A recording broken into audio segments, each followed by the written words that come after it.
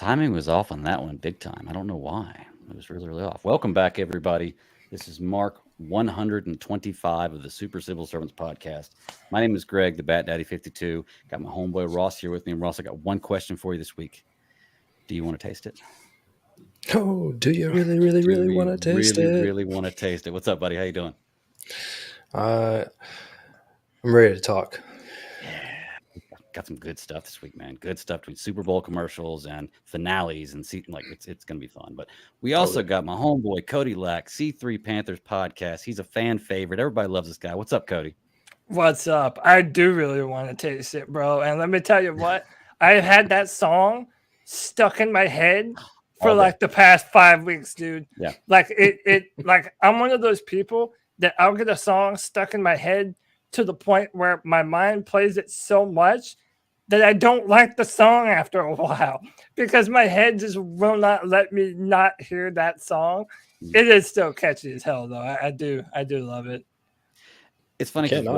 watching the show so much, like I love the intro, but the intro is really long.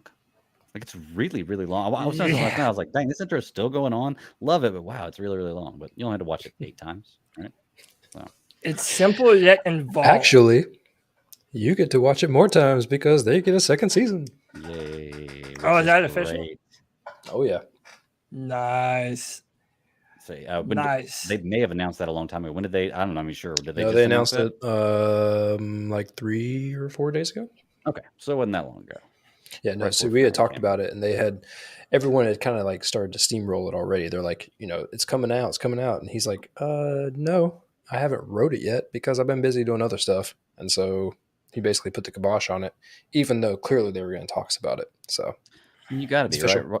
Wasn't it? Didn't you say it's the best rated DC It's property? the highest rated DC property on Rotten Tomatoes, and I'm pretty sure IMDb also. I need to double check, but I think that IMDb was ran up maybe on Justice League beforehand, so I'm not positive. Is it controversial to say that John Cena is a far better actor than The Rock? Because I think that's kind of apparent, bro. Like and look, I'm not like a John Cena super fan, but like this is by far the best thing that he's ever done outside of WWE. Easy. Like by far. I don't think it's out of bounds to say that. I think the thing you got to keep in mind is I think The Rock is a good what's the word? He plays one role really, really, really well. Everything else didn't branch out on that much. John Cena, after seeing this, which I'm not gonna lie, I didn't think he was a great actor before this. I've seen him in some stuff before, and I was like, it just doesn't work for me. Yeah. After seeing this, he does have some range. Yeah. Like, this show made me love John Cena. It made me love Peacemaker, and I absolutely hated that character before the show started. I'm pretty sure I said that a couple weeks ago. Pretty sure I was like Cena over Dwayne Johnson. Yeah. Sorry. Yeah. I felt like there was a lot of meat on the bone for the character. And I'm kind of with you, Greg. Like, I didn't really love him before. Honestly, before the movie that he was in, I'm blanking. What was the movie? Suicide Squad? Movie, yeah, Suicide Squad. He was okay in that. I didn't really love him or the character in that. But I didn't hate him either. But I feel like this series, I felt like the character had depth. There was some meat on the bone. You actually got to see him display some range.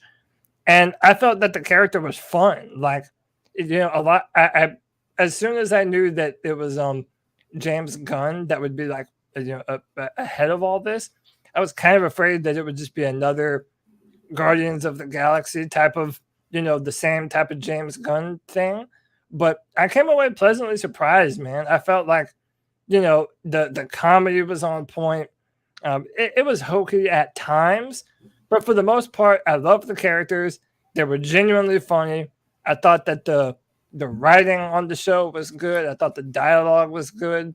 Yeah, this show has been a breath of fresh air for me. And thanks to you guys for having me on and talking about Peacemaker, man. Hell yeah, man. Well, let's get into it then. We've been dabbling into it every week and talking about the episodes as they're going on. they I was afraid. I'm always afraid now with finales that they're going to disappoint me because it feels like lately I've seen a lot of finales for things that just have been kind of lackluster. And it's not really a kind of things. I guess it's just Titans, and I guess I can really say Boba Fett. I was talking about this beforehand. The finales just kind of were for me. The shows were good, but it was left a little to be desired. This one for me didn't at all. I know, Ross, before I had watched it, and it was just minutes before I turned it on, you told me you were like, Peacemaker is great. I said, okay, cool, because I'm just about to turn it on. And afterwards, I completely agree with you. It was an awesome episode. I love the way they wrapped it up. And they completely left it open for a second season, which is good to hear now that they are going to have a second season. And yes, I did get a trim. Valentine's Day. It's okay. We're back in like a week. I ain't worried about it. But different trim. Well, Cody, you're the guest, man. Start us out, but just give us going with something on this finale. We can go all over the place. This is spoilers. There's no particular order. Just let's talk about a scene or something you liked about it. Take it from the top in the paddy wagon, man. Dude, so okay, let me start by saying this. I really liked the butterflies. Like, I liked the villain. That it wasn't one villain. That it was like this race of, these aliens that come from another world, and you have no way of knowing that they're taking over your planet because they take control of people and they take their memories. So I thought that was cool. I don't know if that's actually rooted in any other comic books. Like, I don't know if that's, if they're canon in any comics. I don't know that or not. But I really liked the, just the overall vibe that they presented, because it's like there was a bunch of different villains, but the fact that you had this lurking threat of the butterflies, the whole season, I thought that was a really cool take. And I've got the list here just to make sure that I don't butcher any names. I felt that it was pretty cool when you found out that Clemson was a butterfly in the middle of the season, and he was kind of like working against the butterflies. And then, I like how they set it up for next season too. The Firefly that took over the Asian police officer, the detective, that woman might be dead, but the butterfly that was inside of her clearly took a liking to Chris. Yeah. And so I think that you're going to kind of maybe see her join in some way, kind of join whatever they have going on. I don't know. It would be interesting to see what they do to feed the thing now that the cow is dead. They have no food. So I really enjoy it. I felt like his father. I know I'm kind of jumping around here, but his father, I felt like was a really good villain because he was believable. He's like an old racist hard ass that grew up in a different time and who's using his power to, right the injustices that he sees in the world against the white race and all this other shit. But the complexity that they built between him and Peacemaker, I felt like that was really good. And especially in that final season finale, I felt like the choreography of the fight when they're in the field, when they're all fighting and going at it, dude, that was some of the best choreography that I've seen in a superhero flick in a long time. And yes, I'm even including Marvel films. Like, I would watch those kind of fights much more than I would watch whatever the fuck you were watching in Shang-Chi. And I like the fight scenes in Shang-Chi, but to me, this was more real, more brutal, more visceral. I enjoyed the fight choreography. And all season, the fighting has been fantastic, I feel like. And I love that kind of shit. It's been fun. I mean, like, this whole show is like, it's comedy, right? But the fighting's been fun anytime that you see it, because it's not only it's meant to look unchoreographed, it is meant to get you to laugh at their misfortunes. And then when things do go well, I mean, they're slaughtering, I mean, it's bloody and it's fantastic, but it's fun. I mean, every bit of it. I thought that was watching the field scene. I was like, this is just fun because they're just pop, pop, pop, pop, pop. Then you see them get shot. Then you see this happen. Then you see this happen, and then, well, I'm going to call him Diebeard still because he had his moment in the sun. But Yeah. whenever he jumped over that fence and broke his ankle, I'm like, oh Lord, like even Poor that is fellow. funny. I mean, every bit of it is just funny. So that's what I got away from, like all of their choreography and all of their fights and everything that you see Vigilante and Peacemaker do. Dude, The go ahead. banter and Go ahead. back and forth between those two is really, and you can throw Economos in there too, man. But those three really, Yeah. it's just amazing, man. It's great comedy. It's like I said, I wonder how much of it is scripted and how much of it is just hey off the cuff, be funny type thing. Because I bet some of it probably is. But man, In this episode, the Vigilante and Diebeard moment where they're sitting there having the talk, I'm like, that's like talking to a kid. They're just talking around in circles. And like they're in the field looking for the helmet. And he's like, I don't even know what the fuck we're talking about. Dude, I'm just like, I can totally relate. I love Vigilante so fucking much, dude. Like he's so off the wall and just out of left field. Like you get to feel like he's only saying shit just to cause trouble and to like be argumentative. But he has a big heart. But like, dude, early in the season, like when Peacemaker was trying to kill the family of butterflies, and he didn't have the Peacemaker symbol on his gun, so he's like having panic attacks. Oh, I can't do it. And dude, Vigilante's like, nah, I got it. And comes in and just starts fucking picking them off, dude. Sniping. I love that, dude. It was hilarious, man. I love Vigilante. His attitude the whole season is like that too, man. Every time, we're going to kill. Okay, cool, let's go do it. Or yeah, it's like his favorite thing. Well, just even in that beginning scene where they're in the van, I guess it is, the RV. Yeah, they're riding the bus. And there's Obadiah and Chris are sitting there fighting, or Peacemaker sitting there fighting, and he even gets mad. He's like, "Come on, guys, we just had a great time killing Peacemaker's dad. Doing all we killed his dad. You guys are gonna ruin it." Like, just his comedy is so on point. Like, it's perfect. It's exactly what you think an absolute moron would say. But he can kick some ass. Oh yeah. Yes. And with that one fight scene you were talking about, the field scene, the best part about that fight scene is you get to see all three of them fighting at the very beginning. It focuses on one, and then just like it shifts right to another person, and the camera angle changes and turns around, and you get to see a whole new. It's perfect the way they did it. Yeah, it looked really, really good. I bet that in my notes that I can't find, but yeah, the fight scene was great. And then Vigilante, he had that like machete.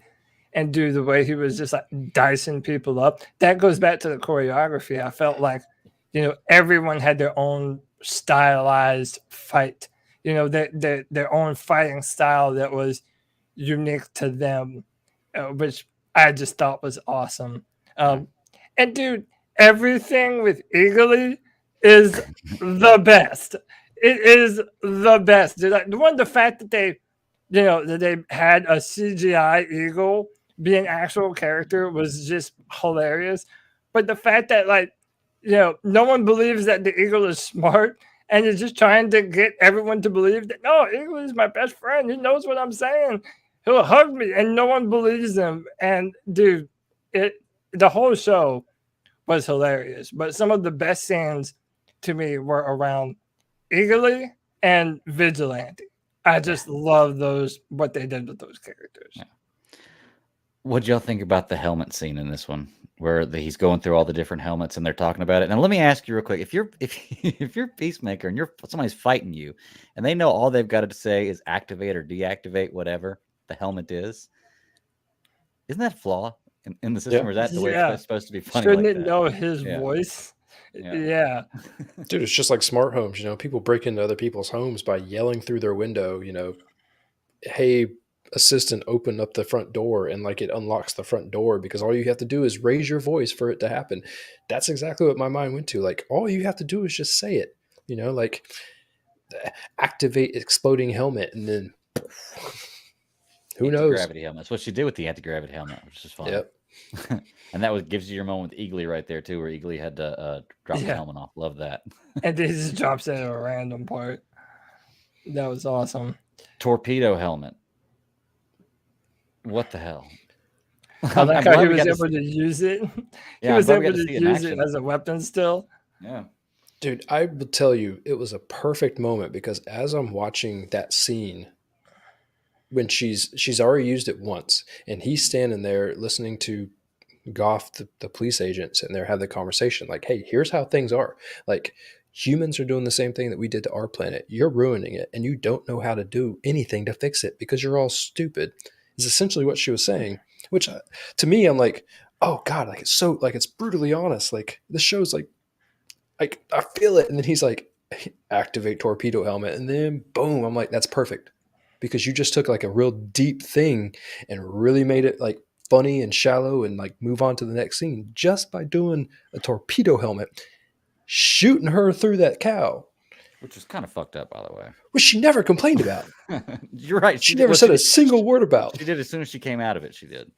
Okay, well, yeah. She said, "What the fuck?" But yeah. And like, but okay, it bears mentioning. I felt like that was really cool at the end, and it was art mirroring real life, because like it or not, there's this narrative going on in our world today about people making important choices and decisions for other people. And then it's like you're making those decisions on behalf of those other people's safety.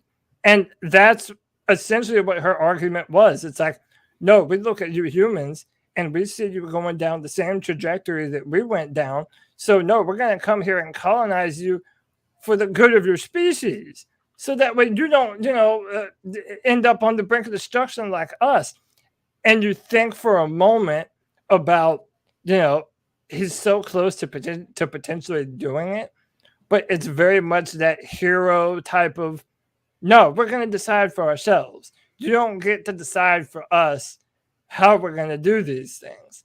And I feel like that was a real nice touch because, it kind of mirrored a lot of things that's going on in our world right now. So I enjoyed that.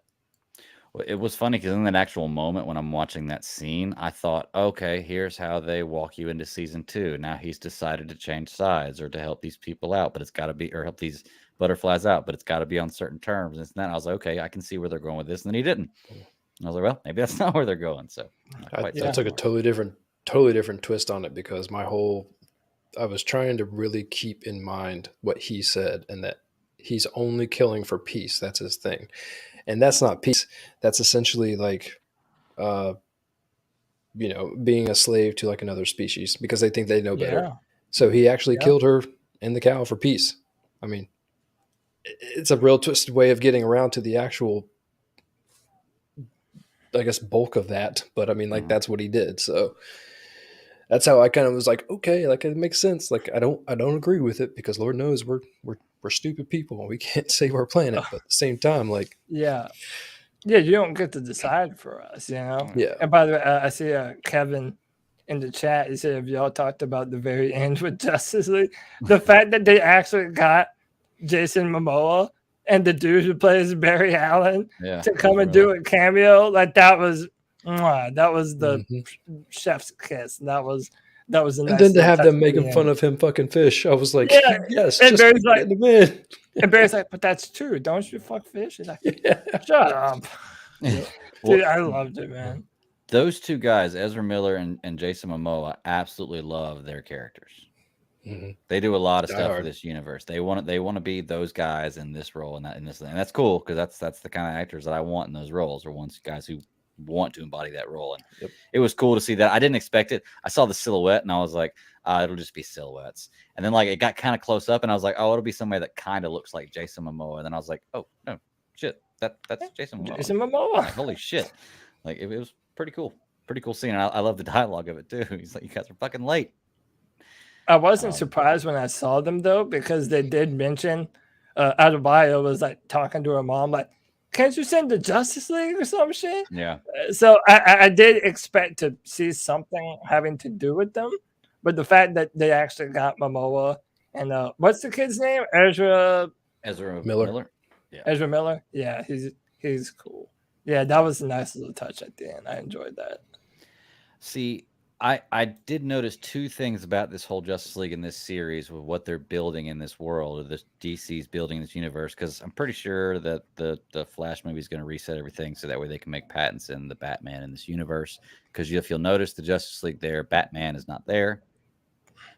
It's everybody else. Batman's not there. And throughout every episode, he's named a member of the Justice League at some point in time. I was going to Every say that member of the you've been Justice calling League, it out. yeah, every member of the Justice League we've seen, except for this last one. In the last episode, in the finale, he called out Green Arrow.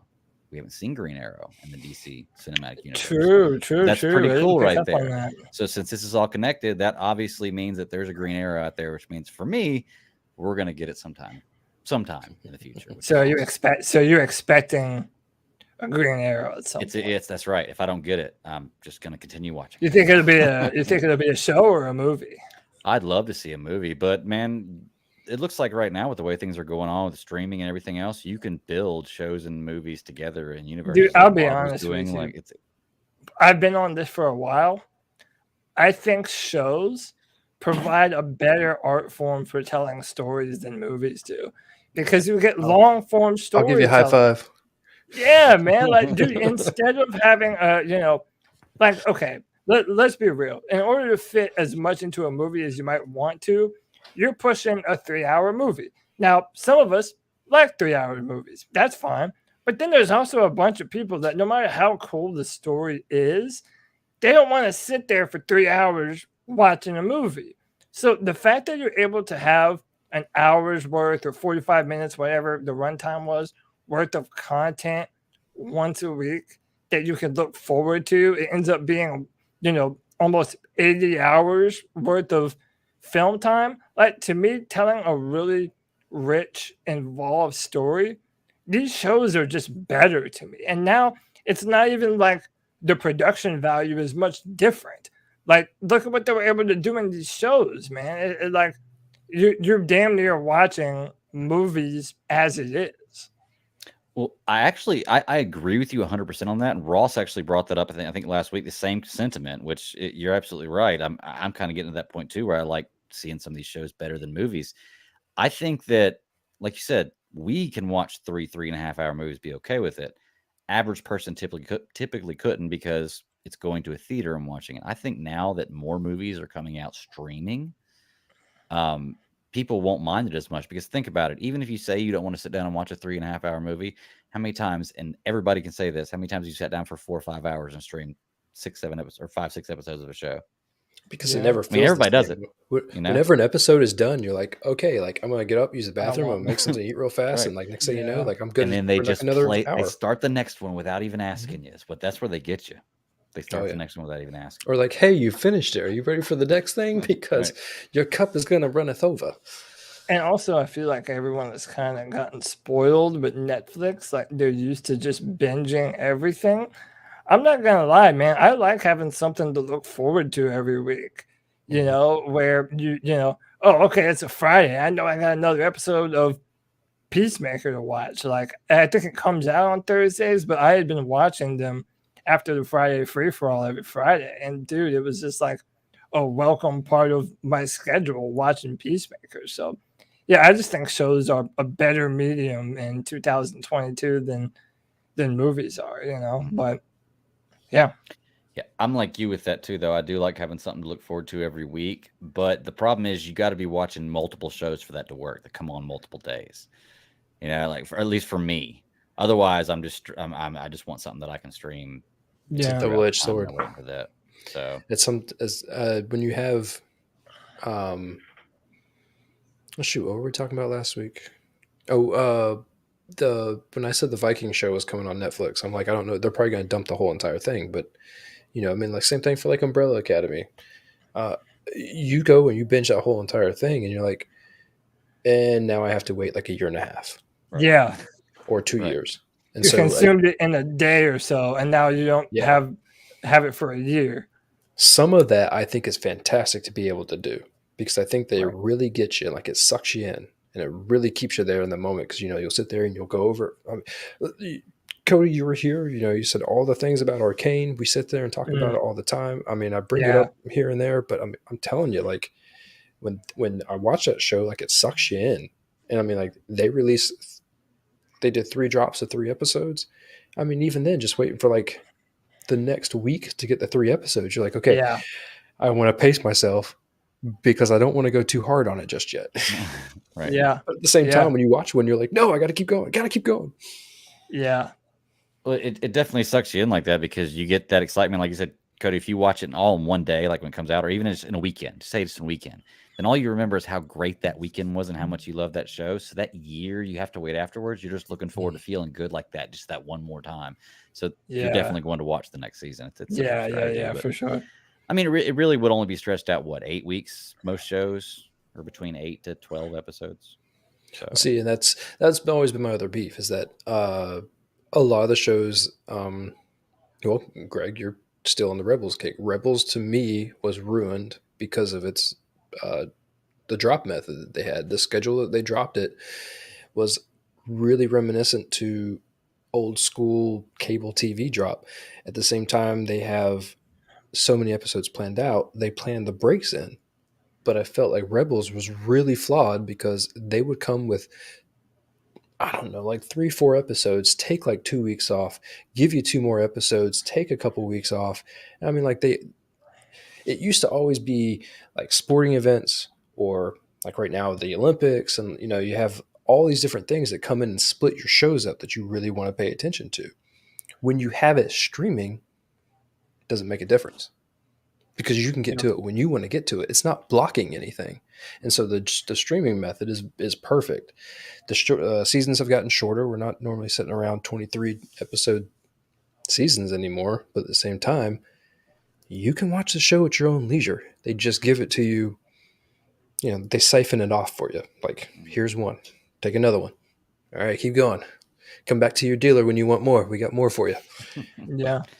I think ideally just because I'm watching like certain things that can drop 3 episodes at a time, 3 episodes a week, like the Pam and Tommy is dropping 3 episodes a week, and I like that because I can watch 3 episodes. I can sit down from this time to this time and get all 3 of these episodes watched, and now I haven't watched the whole thing, and I got the whole week to think about these 3 episodes and what's building on this, and then I got 3 more coming out. I kind of like that method too, but I mean, I just like that we have so much damn content, you Oh know. yeah, So much effing content, and we've kind of chased a big squirrel here. We got away from Peacemaker, just talking about how much we love streaming and everything.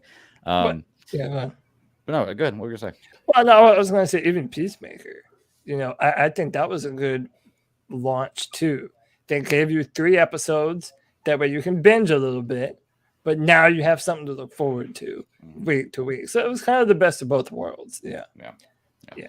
And Panther Pickle in the chat says some folks wait the whole season drops before they watch it. I've got friends at work that do that. They tell me, just tell me when the finale comes out, and then I'll watch the whole season. I want to binge it. So yeah, everybody has their style, I suppose. which is normally pretty good, but I'm a glutton for punishment, and I want to know what's going on. Yeah.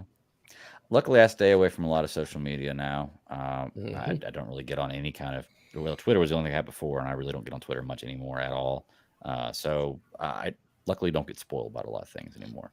Usually, it's just whatever comes up in my feed when I go to Google about stuff that I'm interested in, but it's always Panthers or comics or stocks, whatever it is. So I'm trying to think what else about this episode. I did love that the moment they got the superhero moment. There's always in every movie there's the you see the group walking, you see down the side of all of them walking. You get to see that with the theme music for the episode.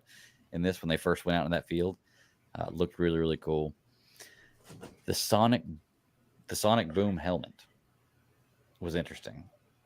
How would one wear that? Well, it doesn't seem to affect anything that goes on inside the helmet. So that's what he blew up Okay. the crazy girl in the beginning. Was it the first or second episode? That's a good point. I didn't even think about that. Yes, and that logic makes perfect sense. It doesn't seem to affect anything inside the helmet. I like that. Yeah. I mean, it kind of goes back to, don't poke holes in the armor. Right. Eagles hugging people. Let's not get too deep. I'm just thinking, going forward, what's he gonna do now that his dad isn't there to like build them or do maintenance on them or whatever? Like how is that gonna work out going forward? And also, do you two think that his dad is going to continue to be like this haunting premonition in his head, that he's going to continue to see his father and have his memory kind of haunting him? So I think that definitely we'll talk about. Go ahead. Robert Patrick, I think, is fantastic for this role. I've always loved him as an actor. Uh, the way that he portrayed a current day and age white supremacist was really odd and really crazy. I think he did a bang up job. I do believe that he's still going to be there mentally for Chris. Chris was his name, right? Yeah. And I think it's going to be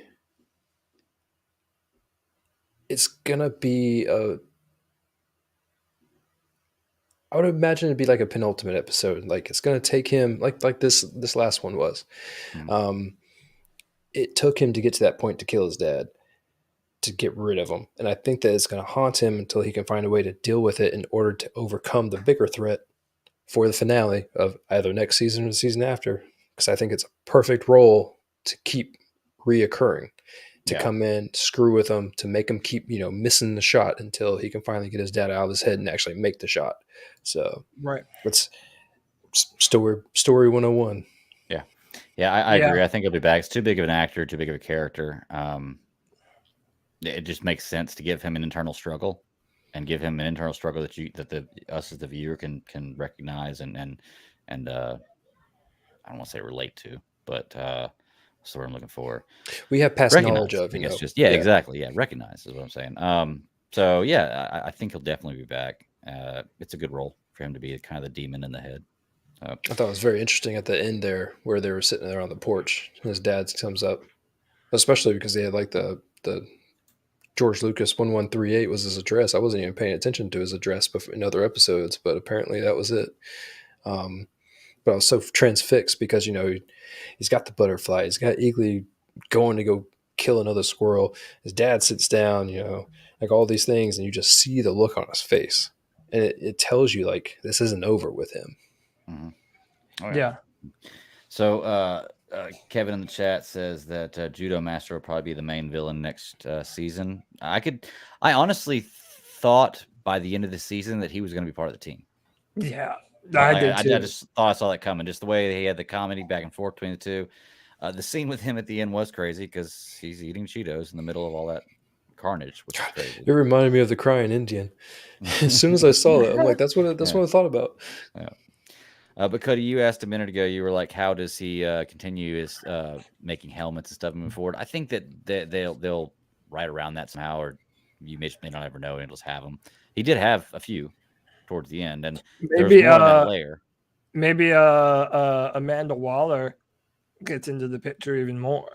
Well, that was the other point I was going to bring up. Because now they have this Task Force X exposed to the public, right? Because of what Abadiah did at the end. Oh, that's right. I forgot about that. Yeah, she exposed it, and she exposed her mom, Amanda Waller, which is cool. You got to see another cameo of another actress, Viola Davis, in there.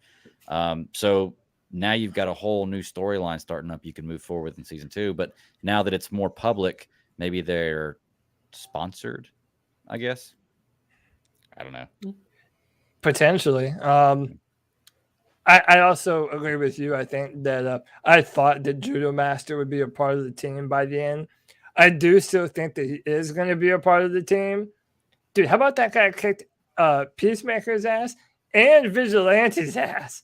Like back to back, dude. Like, dude, Judo Master is the shit. I also like that scene where he's outside the gas station and they're picking on him, and he just fucks them up and takes their car and drives off. Dude, Judo Master is cool. Yeah, I like the convenience store guy. Like gave him a thumbs up because apparently those guys were dicks, and he knew about it. He's like, yeah. Judo Master was a cool character. I think he'll be back next season too. So the real question for me is, do these characters transfer to movies for DC? If there's another Squad movie, do you see Harcourt? And you totally could, since they came from it, but I really don't want them to. I really would like to keep them in the television. Yeah, tell a better story. I agree with Ross, and it's like I don't want to see Peacemaker in a movie where he's not the main focus of the movie anymore. Like, it's almost like if I'm going to be watching something, I want him to be in it, And I don't know, like, and I want to hear your guys' opinion on this, but like, to me, he doesn't necessarily fit with the big time Justice League characters. like Superman, Batman, Aquaman, Flash. Like to me, he's not got necessarily guns. in that. Yeah, and he isn't. And it's like he doesn't necessarily fit in that class of character. I guess that you could make it work. I mean, just for the sake of continuity and for the DCEU to be able to, continue to kind of tie things together. I mean, I think that they could, but yeah, like Ross said, I kind of think that certain characters are just better in shows.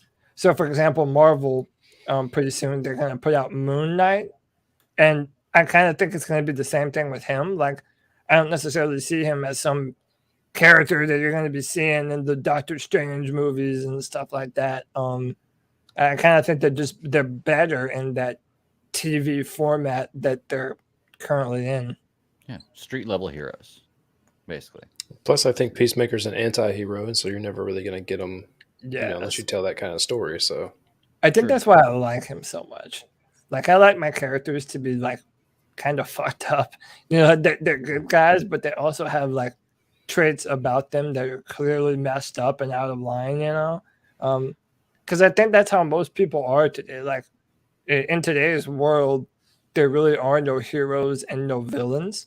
Like people are just kind of blends of both, especially people in power. So I kind of feel like it's cool that superheroes, especially nowadays, reflect that same thing.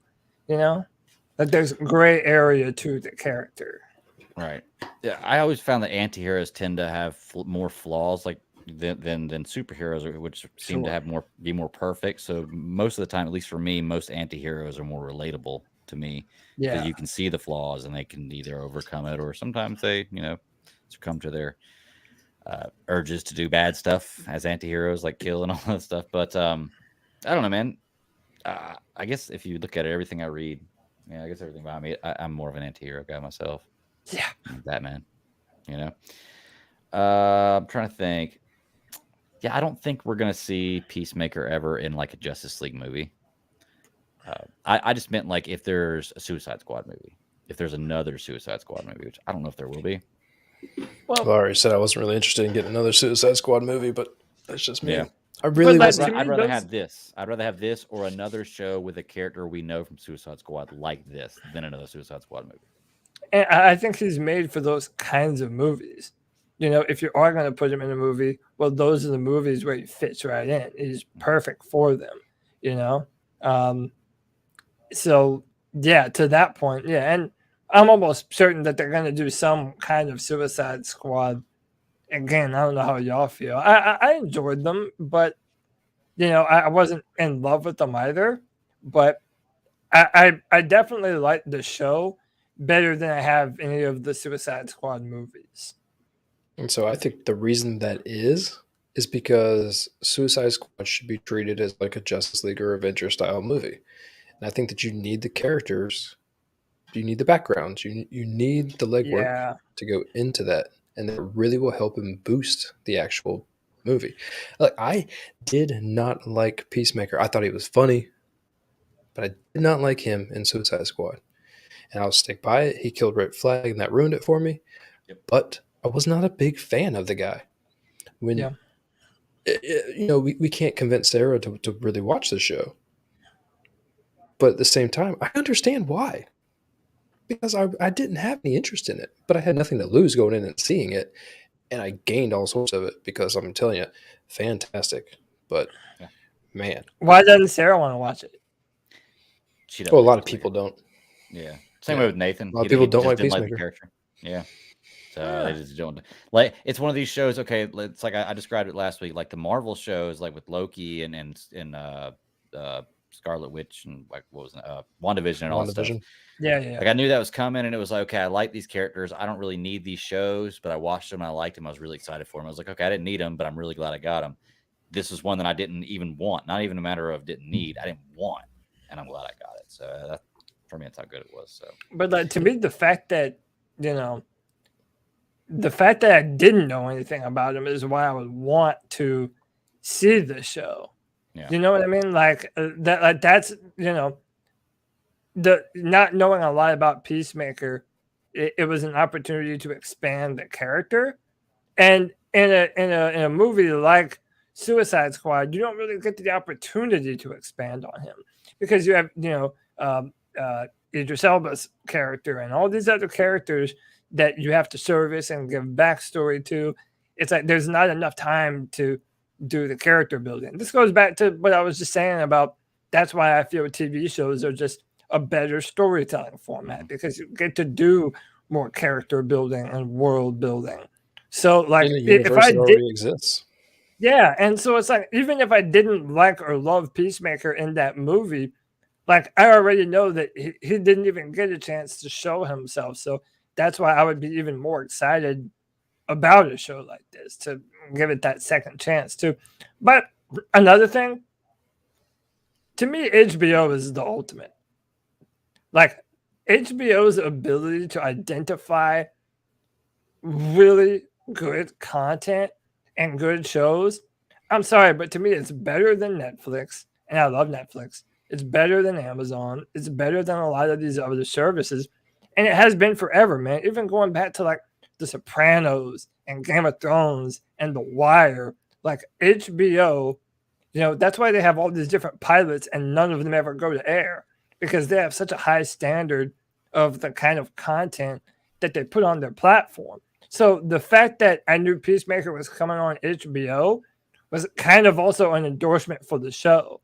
Whereas if this was on Netflix, I don't know if I would have even given it that kind of shot. If I'm being honest, Netflix probably would have canceled after season 1. I was gonna say, yeah. no, I agree with you partially. I do Okay. think the HBO standard is bar none proved it to be the reason why people keep coming back to it. Sure.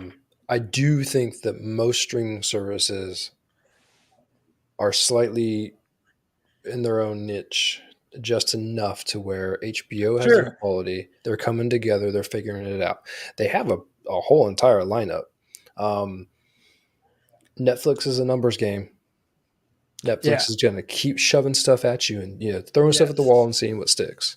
Amazon is literally playing, hey, we have money and we want to make a streaming service. And like, that's fine. Just buy up as much stuff as you want and stick it on the streaming service. They have some good stuff. Disney's got, and they're never going to go bankrupt either. It's like it's Amazon. Yeah. Disney's got their content that I mean, it's for what they have a lot, and they have big names. The problem is that anytime they say original Disney programming, your mind goes to kid stuff. Yeah, Stuff for children. It's not going to be gritty. It's not going to be. They need to have a Disney After Dark. My nieces are coming over this weekend, and I know that that's going to be the app that we're going to use the most. It's going to be Disney Plus. Like the only time I ever turn on Disney Plus is for Marvel and Star Wars.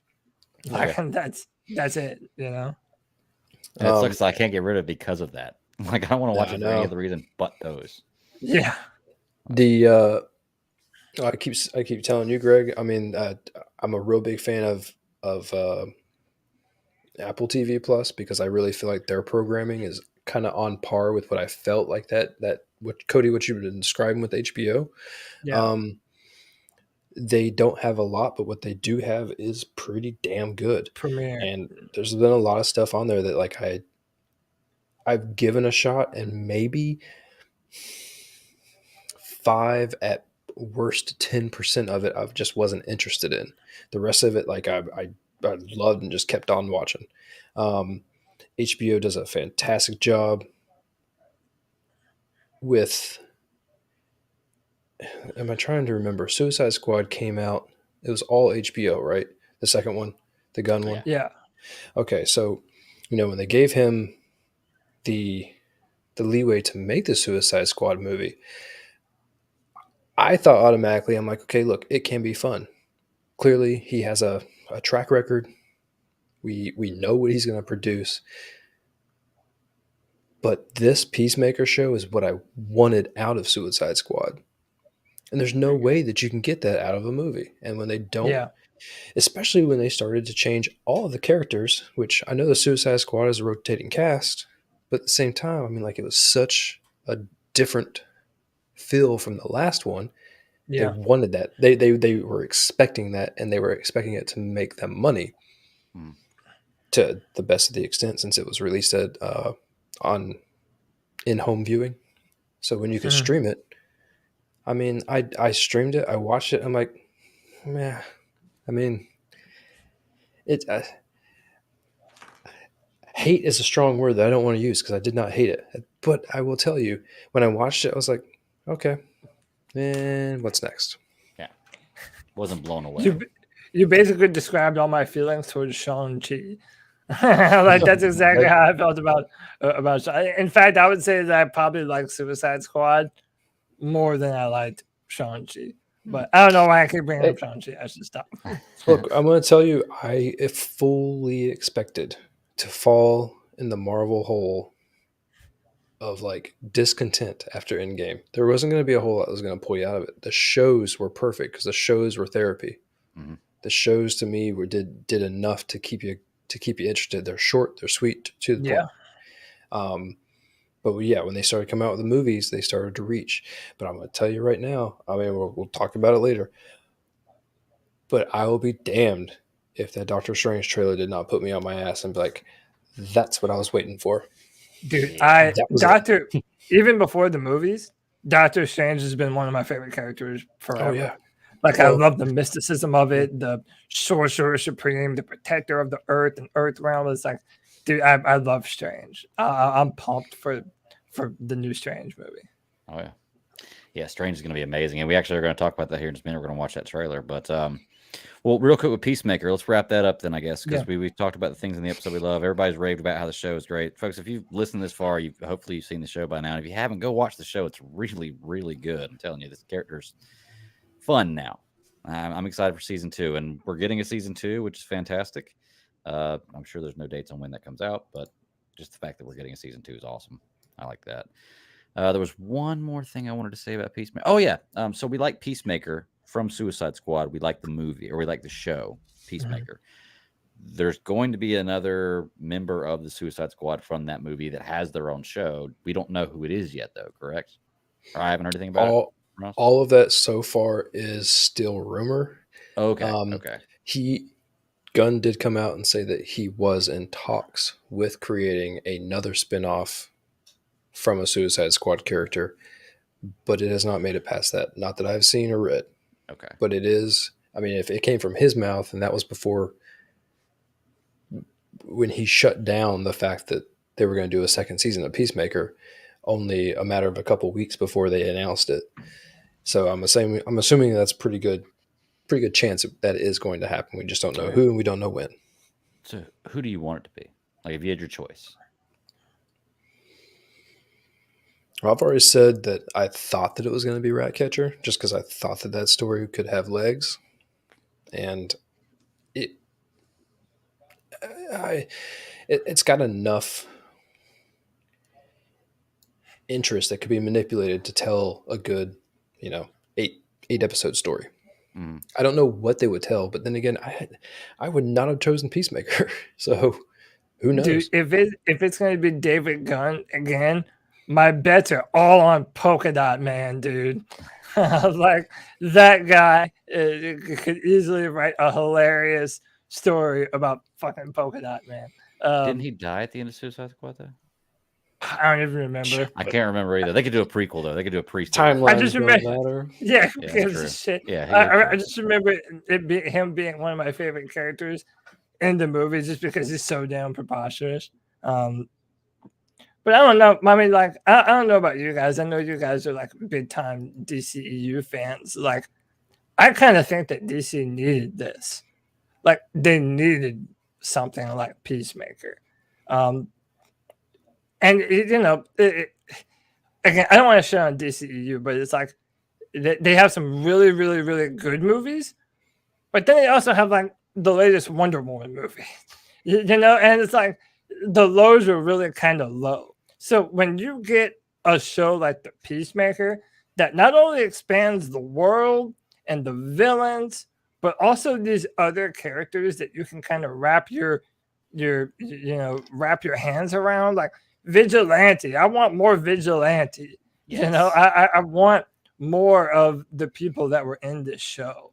So I think that like going forward, this is one of the best things that like DC has ever done. From a storytelling perspective, Yeah. I think like I just really enjoyed it. Like if they're gonna continue to do stuff like that, sign me up, dude. I want more of that type of content. Well, the thing about the DCEU was like they stumbled out of the gate. Now, I loved the direction they were going when they started out with Zack Snyder and Man of Steel and BPS, like that. The storyline, I loved the direction it was going. Just me personally. It got butchered up and chopped up. Now, I feel like they've got their footing again, and I was weary about the direction they were going to go with this, but I can see things going on now. I like the direction they're going. Like, I'm going to see Batman in like 10 days, which is great. This Aquaman movie, this Black Adam movie, the Flash movie, all the stuff they're moving forward with, these TV shows. I'm like, okay, they're starting to get their footing. When you really think about it, Marvel didn't really get their footing until like close to end of phase 1, when they were starting to they were popular and but it wasn't like a worldwide phenomenon. Like, it wasn't everybody loved it. And I feel like DC's a little behind that because of the stumble out of the gate, but they're starting to catch up, where they're putting out a lot of good content. And I feel like people are going to be more drawn to the DCU stories now. Yeah. I will disagree with you. Okay. I will say that in 2008, when they released Hulk and Iron Man, one completely fell on its face, and the other one went sky high. Yeah.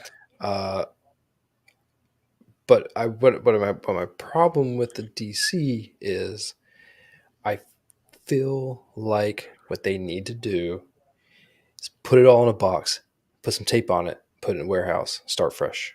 I hate it because I do think their casting's awesome. I think their stories are great. I mean, who's better than Henry Cavill to play Superman?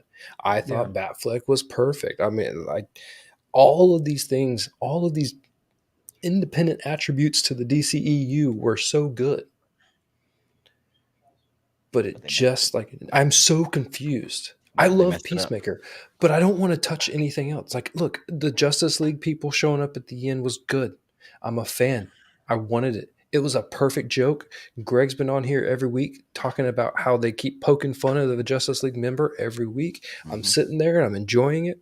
But I'm telling you, like, holy hell. Like, where does it start and where does it end? I mean, are they going to try to push the reset button with Flash? Are we going to get Flash? Will it ever actually come out? Oh, it's coming, buddy. It's coming. I mean, it's definitely coming now. Like, a few months ago, I would have said, I'm still weird, but after the footage I've seen from it, yeah, it's definitely, especially seeing Ezra Miller again in another property in the suit. That's the other thing that's reassuring right there. Just seeing him again in the suit and in a new property, which means he is the Flash. Yeah, it was reassuring. Like, I'll give you that, but man, I get what you're saying. I mean, I totally do. It's kind of a mess. It really, really is. I do think what they do with the Flash movie is going to reset the universe, and they're going to be able to maybe give a more cohesive story after that. But I don't know if that's the direction they're going to go, to be truly honest with you. I don't know how many Justice League movies we're going to get, if any more, to be truly honest with you. I don't think that we're going to get any until they reinvent themselves. Yeah. So, look, I'm not against it. I'm fine for one-offs. So, like, you were talking about, just putting everything in a box and starting fresh. That's what I wanted them to do with X-Men, now that Marvel has them. And I don't know if they will, because I know you guys are getting ready to talk about the Doctor Strange trailer. You can clearly hear the voice of Professor Xavier, Patrick Stewart. So it's looking like, much of the X-Men that we knew from the X-Men films are probably going to end up being in Marvel, which I don't hate that, but I wanted them to give the X-Men the Spider-Man treatment. Just recast everyone. Do it again and do it in the Vision.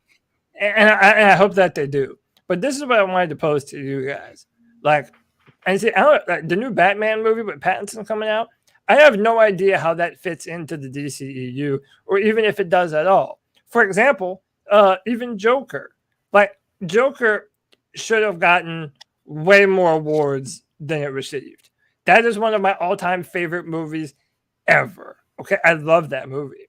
I think in a day and age where Marvel is Disney now, like for as much as I love Marvel and those characters, they are only going to go to a certain degree of grit. My thing is, why doesn't the DC just go the opposite way, man? Like, do what you did with Joker, do what you're doing with the new Batman, go for this ultra, like, kind of realistic yet dark and gritty and super mature kind of storytelling, and make superhero stories for adults. Because then I mean, to me, you can make more movies like the Joker that are actually being talked about in consideration for like Oscars and stuff like that. Like if I'm DC, that's the direction that I'm moving, and they're already kind of doing it. So that's why it kind of confuses me. Like I wish they would go all in on that kind of direction. Well, the thing is okay, when you look at DC and Marvel, like Marvel is usually superheroes among men or men with superheroes. DC is more of a god level type thing, most of the characters. Sure, Okay. DC did do that. Like with Man of Steel, with BVS, they did go darker, grittier, and they got shit for it. They got hell for it. Now that we're getting these other movies, people are loving this. And like I agree with you. I think that's the direction they should go. They should lean into that because reading DC and Marvel, DC's always been a little darker stories. Reading that, Sure. but it sucks because I totally agree with you, and that's kind of the direction they were going. When they made Man of Steel, which is my second or third favorite movie of all time. Fucking love that movie. Everybody complained about Henry Cavill not smiling enough. And it's funny because I can go back and I can pull probably 60 screenshots of him smiling in the movie. So, but who fucking cares? That's what I'm saying. People get so mad about this stuff. But it sucks because I feel like that's the direction they were going. And for some reason, because Marvel was so deep into their story and so much success, Warner Brothers just wanted to Marvelize what they were doing. They wanted to dumb it down. They wanted to shorten movies, get them as many theaters as you can, get as many kids in there as you can. But you can target to a totally different audience and still make a ton of money. Because guess what? Yeah. When kids are too young to watch this movie, they're going to get older, and eventually they'll be able to see it. Like they're going to, because I was not allowed to watch the first Batman movie when I was younger. Like I had to wait a couple years before I got to watch it. So hey, I mean, look, clowns screw people up, man. Yeah. I think that my biggest problem is that they can't shit or get off the pot. And the ending of Peacemaker was evidence of that. And either you can tell all these different stories and have nothing truly be connected and tell your own, make everything seem like they talk about other things, but nothing is rigidly placed. But then you bring Ezra Miller and Jason Momoa back, and they're trying to get that rigidity back. And you're like, I see what you're doing, and I like it. But the problem is that should have happened 4 years ago. Right. I mean, that's my beef with it. Like, choose one or choose the other. I'm fine with both of them, but they can't go and choose to have all the people that they want to keep because they've already that ship has sailed. All those actors are gone. They don't want to be a part of it anymore because it's been crazy, rightfully so.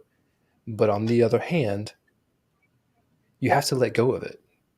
You can't hold on to what you still have left, which is why I can see them doing what everyone talks about them doing with the Flash movie.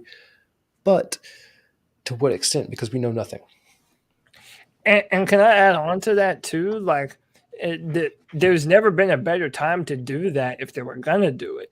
Because if you look at Marvel, which that's always who they're comparing against, which of course, but there's no more Iron Man, there's no more Tony Stark, there's no more Chris Evans as Captain America. Like all of these big names that have been associated with Marvel, the true powerhouse of superhero storytelling over the past decade. Like now Marvel is having to transition into other characters and other things, and Scarlet Witch and Doctor Strange and Spider-Man. It's a different era of Marvel. So whatever lead Marvel may have had before, to me it's not necessarily so big now. And if you're ever going to reinvent yourself and put it in the right direction, well, now is the opportunity to do so. It's like striking while the iron's hot. Like, to me, the iron is hot, and they can over the course of the next couple of years, like, they can make some real headway. And if they make the right creative decisions, they could really get this thing on track. They could. Yeah. Well, I think that they definitely have a direction they're going, at least, with the time slate they've given us and the movies that are coming out with. And Ross, I think it is going to lean more into what you were talking about, what we like. And we saw at the end of this where you exist in the same universe and maybe you see a cameo from another character, or maybe you even have a team up movie of two characters, or a movie where a character helps out a number of times, like a vigilante and Peacemaker type thing, But I don't think you see a world-ending threat that you bring everybody together with in the Justice League or in the DC for a long time until you've established, all the characters. Because look, with the Black Adam movie, they're established in the JSA, right? So, I mean, they're already established in other superhero groups. I just think they just need to keep moving forward and telling stories of different of the characters. And some will stick and some won't. It's fine. They don't all have to be insane successes because not all of them are everywhere. But there's going to be people who love a little bit of everything. I'm one of them. Are you guys excited for Black Adam? I am. I'm really excited. I'm really excited for everything that I've seen coming out with DC in the future. Like I said, the future is bright for me. That's the way I feel. I dig it, man. Dwayne has done such a job championing this movie. And once again, it falls in the same category of like, when are we going to see it? Now we're closer. Now it feels like we're finally like within like a, shoot, at some point I'm going to have to run those credit card digits so I can go get a ticket or something. Here, buddy. Yeah. But like, seriously, like, I mean, these movies have felt like the longest things that it felt like waiting for Star Wars to come back all over again. Yeah. I mean, like, they're going to make a movie, just wait 7 years. And I'm going to do this. I hate doing this because I don't want to compare them, but what I really hate is that like Multiverse of Madness is going to throw what DC could and should and is already kind of too late for. They're going to throw it in all of our faces to see, and then they're just going to sit. I feel bad because DC should already be on this game. DC should already, but the problem is that all of their big wigs and all the turnover of the company and the heads of certain places leaving, all of that drama, all of that falling short for whatever their job duty or title was, is causing them to just continually fall deeper and deeper behind. Mm-hmm. Cody, you're totally right. Like, now is the time for them to strike. Like, get in there while everyone else is confused. Get your name and your credentials back up, build them, get it going. But I'm gonna tell you, like, Strange is gonna come out and it's gonna make people be like, why couldn't DC do this? Because you know what? They are bringing back certain if the rumors are true, they're going to be bringing back a whole lot of stuff. And they're going to be doing it in a totally different way than anyone is used to seeing. And if they do it right, it's going to suck for all other properties. I know Greg will get this, but DCEU is kind of like the Carolina Panthers. They just let everyone else beat them to the punch on the things that they should be doing. So it's like, I see that. I hear that. And I know if you're a DC fans, it has to be frustrating too. It's like, oh, what could be, man? Like, I'm a 90s kid, it's like, I grew up with those animated DC shows like Justice League and Batman Beyond, and then Teen Titans later on. Like, I love those characters. I love the story and the directions that they go in.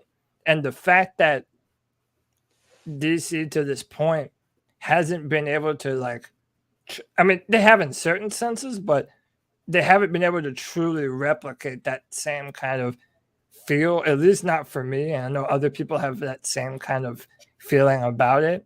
that's why I like Peacemaker, man. Like, to me, this is getting back to the kind of storytelling that I do want to see in DC. So, you know, Well, what DC's doing in the future, especially with this Flash movie, what they've been pushing hard is that they want to make sure that everybody knows that everything is connected. Everything that's in their universe is connected somehow or another through the multiverse. Yeah. I'm willing to bet that with the Flash movie, you're going to see so many effing cameos from so many shows and so many movies. You're going to see that people from the Titans on there. You're going to see old, probably George Clooney Batman on there. You know, you're going to see every little thing that you could think of from DC. There's going to be a small cameo of or something in there. I think they're going to do that and try to blow everybody away with that. You know, And what happens if they do that? It takes away from the story because it's a movie and you only have so much time to tell a story. Yeah, but it would probably be something small, like in passing, like he's run through the Speed Force and he sees this in passing or something like that. Simple, you know. I mean, and even going seems to like Marvel, an awful lot of money to spend for a sequence. like even going to Marvel, and I think that Ross kind of alluded to it in the way DC started. Like, you had more than one Iron Man movie, you had more than one Captain America movie. Like, a lot of these big time characters, you got more than one taste of them before they kind of pulled them all together. You know, and I feel like since Marvel were able to beat them out of the gate in doing that, DC just tried to replicate that success too fast and kind of just jump all into that. Yeah, and again, not to sound like a broken record here, but that's why I think it's the perfect time for them. If you're gonna pivot and do something different and really distinguish yourselves going forward, then this is the time to do it. You know. Agreed. They should have pivoted a year and a half ago when they had time to make movies. But we're still waiting on the movies from 4 years ago. Yeah, well, they had to make those first. They had to make those first. So they're like I said, I feel like I'm pretty confident in where it's going in the future. I'm excited. I'm excited to see the things that they've given me a preview of so far. So, well, Hey Cody, I know you said you couldn't stay on long, and we were just going to do Peacemaker. It's been longer than you said, but since you talked about Doctor Strange so much, do you want to watch the Doctor Strange trailer with us and then talk about that for a minute, or do you got to get out of here?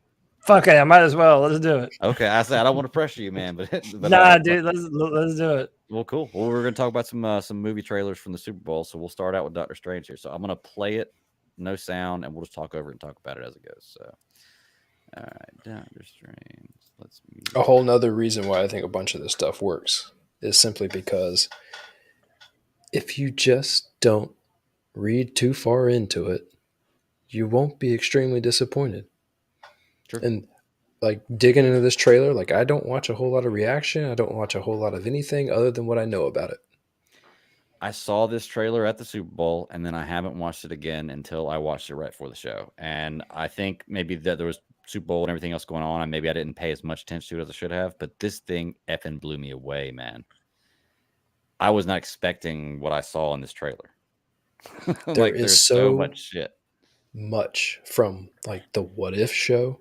I mean, so much from that Dark Strange episode. Yeah. And this all ties directly back into the ending of the Spider-Man movie, correct? Or what he did in the Spider-Man movie, from what I understand. Yes, partially, because he started tampering with things out of his control, out of his like true like knowledge. So what we see here, I mean, are so many different vast worlds. And so, I mean, we see at least 3 to 4 different Doctor Stranges in this trailer alone. Mm-hmm. Yeah, it looks absolutely amazing, man. They've done a fantastic job, really, doing all the visuals. So one of the theories that I've seen here is that, so that's when you hear Patrick Stewart, right? But then a little bit of the bald head. There's a moment.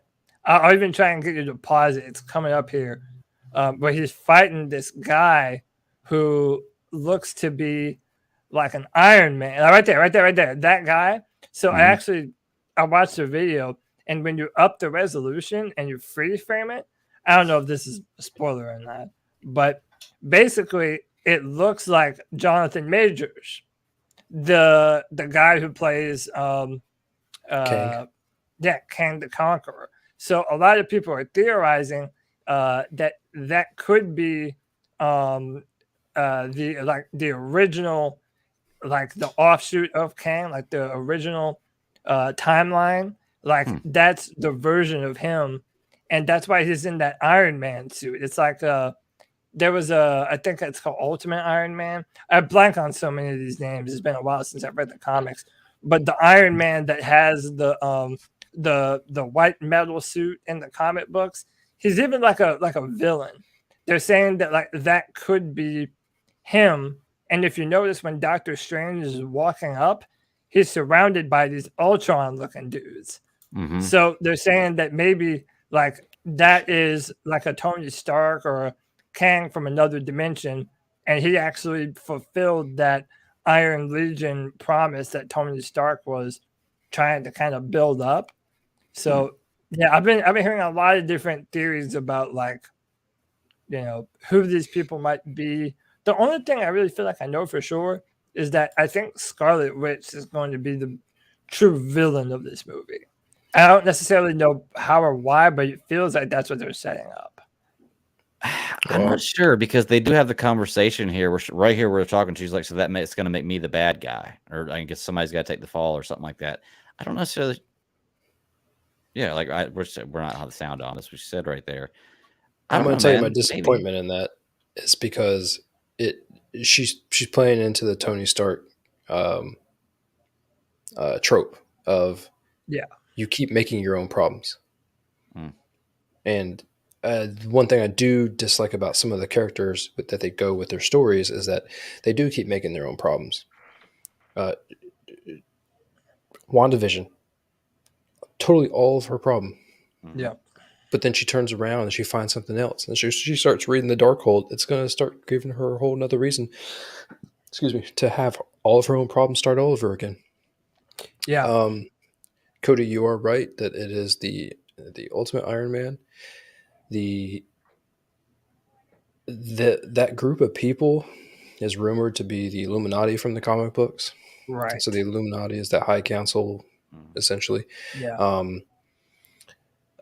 The biggest rumor that's been going around for months is that Tom Cruise is going to reprise his role that he never got to play of Iron Man. And so if that's true, one of his biggest beefs about the role was that he wanted his face visible in the suit. That's what this Iron Man is. And so I don't know what weight that carries behind it, but I will tell you that, I mean, logically it all makes sense. I do think that what we're going to get is Patrick Stewart as a multiversal Professor X, but he's not going to be what we get for X-Men. I have heard it rumored that, not even rumored, in one of the screenshots you see Doctor Strange actually getting pulled into a comic book, which is going to be a possibility on how they're going to pull X-Men 97 into this when they come out with the reanimated show. That's far-fetched, but it's in the trailer. Like, you see all of the different CG work and all the animation work that goes into it. And I thought that one was just really interesting. The Ultron bots, Iron Man. Actually, Kevin just said it. Could that be the Human Torch? 90% of what I've heard is that it is one of the Captain Marvels. Or what's her name from WandaVision? What was I'm so bad with names nowadays. The blue lightning chick, right? Yeah, so it's either going to be her mom, because her mom, Monica Rambeau. There you go. Boom. Mm-hmm. Yeah. I can't remember her mom's name, or actual like Captain Marvel. So like those were the chances that that's primarily everything that I've heard. Now, I mean, my first thought was that it was going to be, it could even be a new character, but at this point in time, I mean, this movie feels like a remix to the weirdest thing that you've ever seen. And they just keep throwing stuff at you. And it is supposed to be mass confusion. The one thing that I can tell you that I do get out of this is major What If vibes. They keep bringing all of that stuff that they crammed into that small animated episode that wasn't supposed to be canon to start off with, but then the whole series turned canon. Mhm. Now you see why. They're giving you all of these crazy potentials. Mhm. And I think that, I had not watched it since the Super Bowl either, and I'd done it on purpose. Like, I didn't want to be a part of it. Like, I Right. want all of this stuff to be shocking when I see it. Mhm. I don't want to talk about it for 18 years. I just want for the movie to come out. I'm going to go watch it. I'm going to be like, holy shit. That's what I want. Yeah, this is definitely one that I want to go see in theaters. So I can't confirm this, but I kind of feel like this is going to be the first that we genuinely see either the X-Men or the Fantastic Four. I think there's a good chance Reed Richards of some sort is one of the silhouettes that's sitting up there on that panel of thrones up there. Again, I can't prove that or anything, but I have a feeling like that's what's going to happen. Doctor Strange is the perfect movie to introduce those kinds of characters and things like that. Also, one of the things is that they are setting up, and that you have to give Marvel credit for this. They're so good at setting things up down the road that are eventually going to happen. So the Young Avengers is definitely a thing, and they are actively building the Young Avengers. Right, Hawkeye's daughter, both of Wanda's kids are going to eventually be a part of it. The young Loki kid that was in the Loki movie. There's a guy from Falcon and the Winter Soldier who's going to be a part of it. Like, they do a good job building all those things. And there's a girl in this movie who they wanted to introduce earlier, but they thought it would be too much. And she's going to be in this movie again. I'm blanking on her name, but she opens American portals. Chavez. Yeah, America Chavez. And she's going to be an important character in this movie too. So, kudos to Marvel for being really slick and how they set up things like that. One of the coolest things about that character, and again, or about the trailer, I told you I'm a Uber '90s kid. Like, growing up playing Marvel versus Capcom, and then seeing Shuma Garath. Dude, Shuma Garath is badass, dude. I used to love that character, but like, now to actually see him, I just think that that's dope. I love it. Yeah. I would be okay if they introduced like a Reed Richards or just any characters in this from X-Men or Fantastic Four. I don't want this movie to be the movie that brings, or excuse me, that's the first time you get to see the X-Men or the Fantastic Four. I don't mind like if you meet a Reed Richards, but I don't want this to be like Fantastic Four's coming out party. They deserve a good solo movie in this universe, an origin story movie in this universe. We haven't gotten a really, really good one yet, even though I honestly don't really have a huge problem with any of the Fantastic Four movies we've gotten before. The one that had the two sequels, and then with Jessica Alba, and then even the new reboot. I didn't have a problem with any of those. They just weren't great. And I feel like Fantastic Four, because here's the thing, everybody, big Marvel fans, to argue all the time that the characters they started out with, the Avengers, which were their first big superhero group, weren't their A-list characters. Okay, well, now we got Spider-Man, Fantastic Four, and the X-Men. So now you got your A-list characters. So I expect some really good stuff, and I'm sure I'm going to get it. I'm sure Marvel's not going to disappoint. They rarely do. Yeah. But I don't know, man. I just don't want them introduced in this movie. Like I said, I can see them in this movie. I just don't want them to be like, I don't want to see X-Men in full suits. I don't want to see anything like that. I'd like to see a hint of the X-Men. They exist now. This is how they exist in the universe. Yeah, right. But I don't want their introduction. They need an origin story. Yeah. Well, that's it for that one, man. I know you said you got to get out of here. We're just going to go through a few more movie trailers and talk about Reacher. Dude, I'm telling you, if you're not watching Reacher yet, you should check it out. Is it? See, sometimes I just need people like you to recommend me stuff. Like, when I see Reacher, I think, okay, here's another dumb action hero movie that like has to go and save people in remote countries and shit. Like, I and again, that's why I'm preconceived notions of it. But like, I haven't ever watched the show before. Right. Yeah, but if you recommend it, I'll definitely check it out, man. You should definitely check it out. Oh yeah. And I know I recommended this to you before, but Euphoria, dude, Euphoria is awesome. I love it, man. It's like, and it's kind of a worldwide phenomenon right now. Like, everybody loves this show, but definitely check it out because I'm loving it. I think it's a great show. I think it's a fun show. A lot of craziness in Is that the show. second season done?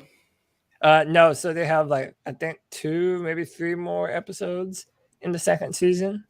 Yeah. Okay. Dude, Zendaya is a powerhouse. Like, I love her. Yeah. Like, she is such a genuinely good actor. And she just continues to impress, man. I agree. Well, I'm definitely going to put that on the list, man, because I'm about to start running out of television shows to start watching here. Actually, I kind of did now. I've caught up. Ross laughs. You never I didn't think that was possible. I know. I still There's so haven't much finished stuff. Rebels. How do you run out? Well, I mean, new stuff coming out. So that'll be my new right. show that I'm watching. So, Yeah. But all right, man. Well, Cody, yeah, man, I appreciate you man. guys having me on, man. You know, I love talking with the boys on Super Civil Servants, man. You're always welcome. You know? Yeah, for sure, man. You Where two can they enjoy find your you at? night. Yeah, oh yeah, they can find me on Twitter at Cody Lack, CODYLAC. You know, I do a ton of content for the C3 Panthers podcast every Tuesday night at 9 p.m. And then also every Friday at 7 p.m. we do a Friday free for all.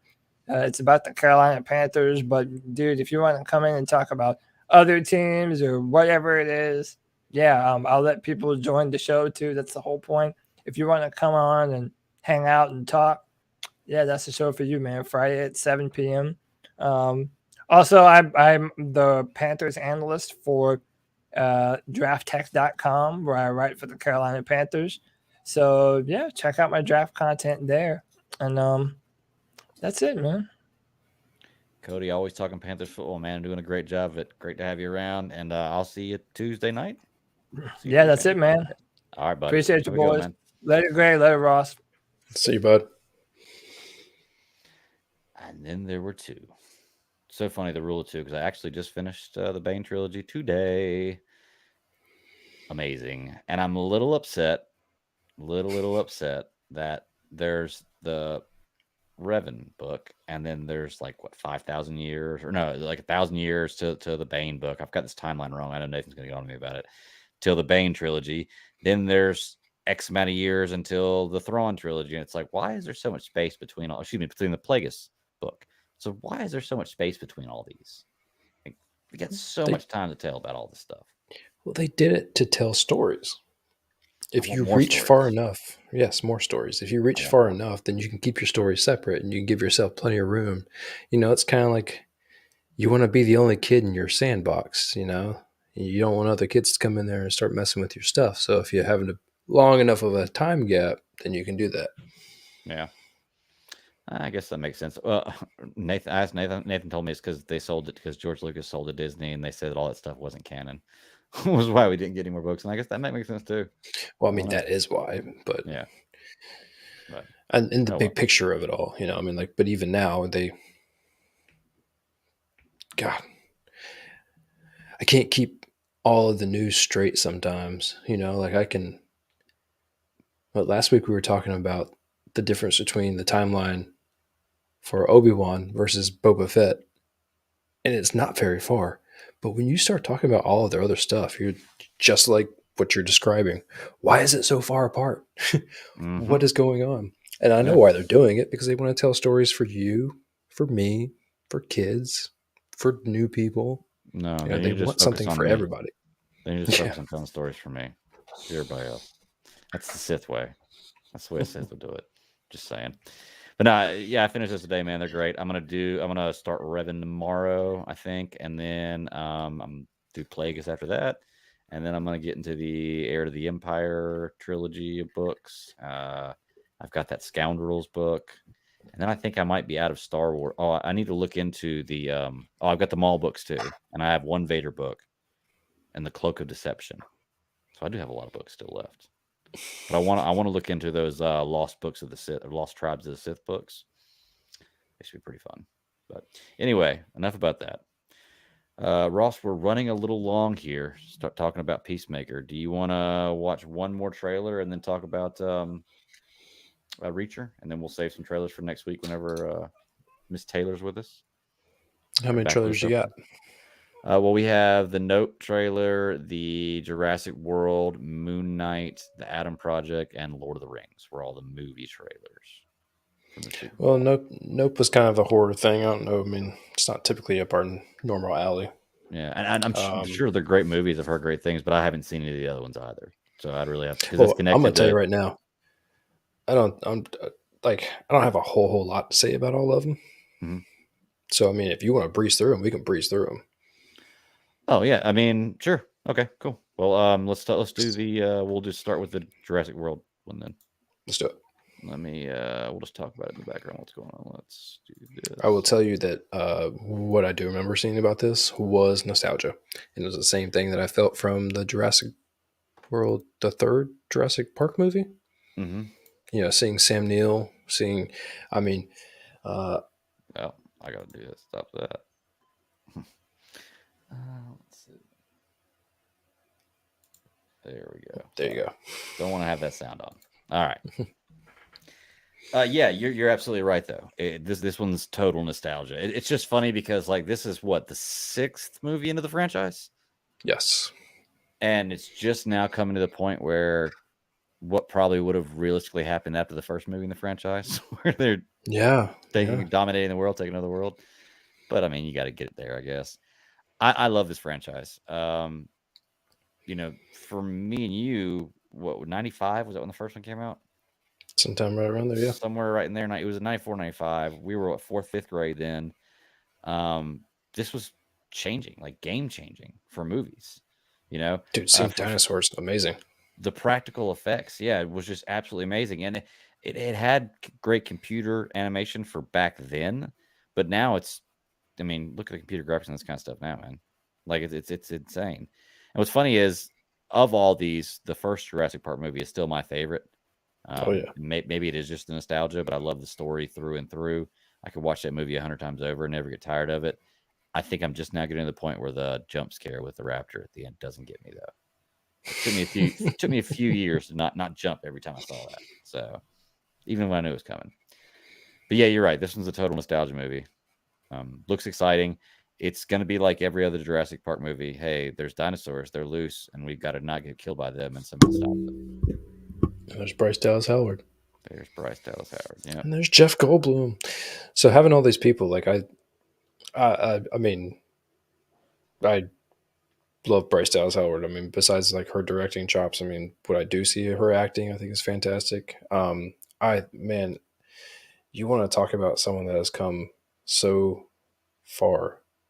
Chris Pratt has done so much, and to see Mhm. him, I mean, he actually, to me, I don't mean this in a mean way, but I mean, to me, he actually looks old now. Like, as much as I watch Parks and Rec and go back and see him as such a younger adult, Mhm. now it's amazing for him to sit here and he's essentially kind of headlining this franchise, but they're bringing back all the OG people from Jurassic Park. And I think that the last movie felt like such a redo that this one actually feels fresh Mhm. because they're not trying. I don't want to say they're not trying to redo anything. I mean, clearly they're bringing back old people right there, a whole scene of them. Mhm. But it In front of feels the like they're going to try to tell a different story. And that's what I want. I'm not super hyped about it, but at the same time, I don't think I've been super hyped about a Jurassic Park movie since the first one came out. Even when the first Jurassic World movie came out, I was like, I'd be interested to see what they do. Look, Jurassic Park did kind of what the Fast and the Furious franchise did, where they had the first movie that came out and was really good. It was original. It had some really awesome stuff in it. Then they kind of fumbled the second movie. Well, I don't know. I think that the Fast and Furious franchise totally fumbled the second one, but Jurassic Park kind of fumbled the second one. Then they started to kind of pick back up where they left off at the end of the first one, and the movies have just been either getting better or at least maintaining the status quo as Yeah. the series continues, you know? Now, I think that Fast and the Furious, based on the last one I've seen, is starting to get a little off the hinges again. Gonna be driving Mustangs in space pretty soon, but I don't know, man. I guess you can keep making Jurassic Park movies forever. as long as they don't Look, totally take the dinosaurs off, like they're not completely extinct off the planet. Because they never do that at the end of the movies. They never kill them all, which yeah, would in the franchise right then. Safe I'm a work. glutton for punishment when it comes to. You mentioned Fast and Furious, but like Jurassic Park and like all these other old school movies that I've seen since I was a kid, teenager, blah blah blah. Like, I can't not see them. I mean, I'm not going to go see every single one of them in theaters, but this one actually looks like it could be interesting in theaters. I'm probably not going to go, but it's summertime, so who knows? I may want to just get out of the house and get out of the heat. Yeah, this one's not one that I'm going to be rushing to the theaters for. If I get the opportunity, I have nothing else to do. Yeah, maybe I'll go see it in theaters, but it really just So, depends. If is theaters the only way I want to be able to see it until like 4 months after it comes to theaters? Because then I probably will go see it in theaters because I'm going to want to see it before. I'm gonna tell you, things are getting interesting. Like, actually, I mean, I had it a little bit on the news, but the Kingsman movie. Mhm. I don't remember if that's the third. I think it's the third Kingsman movie, but it's supposed to be like the real big prequel to the Kingsman movies, and Mhm. it flopped in theaters, Hmm. like horribly bad. I think it's been in theaters for 2 months. It's coming to HBO and Hulu. Two Really? months. Still though, 2 months is a long time to wait for a movie that I kind of want to see. You know? Huh? Well, Did you ever watch Free Guy? no, I didn't. Comes out next Wednesday. Yeah. It'll be on Disney Plus. I don't remember when that movie came out in theaters. I felt like it was around December, I'm not gonna maybe lie. I maybe think my November. wife saw the preview for that the other day, coming out on Disney Plus or whatever streaming service it's coming out on, and she didn't realize that it was a movie that had already been out Yeah. in theaters. So I think I did once I'd seen it. And I was like, oh yeah, I remember that movie coming. But I was never like super excited to see that movie either. Oh That's no, not one that I would probably normally go see in theaters anyway, no, unless not at all. But I mean, my wife was. uh, he's funny. So what are you gonna do? I Right, mean, it's essentially like it's a funny Ready Player One. right. So, Well, it's one of those um, things. Ryan Reynolds is like he's like Adam Sandler. Or like so there's certain movies that when I see an actor in, I'm gonna watch it. Like if this actor agreed to do it, then it's probably pretty good. yeah. I don't see them And over the flops.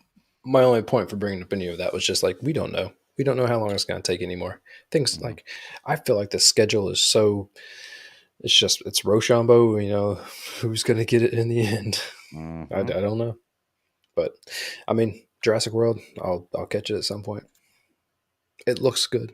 It looks better than the last one. So Agreed. Yes, it does look good. All right, here we go.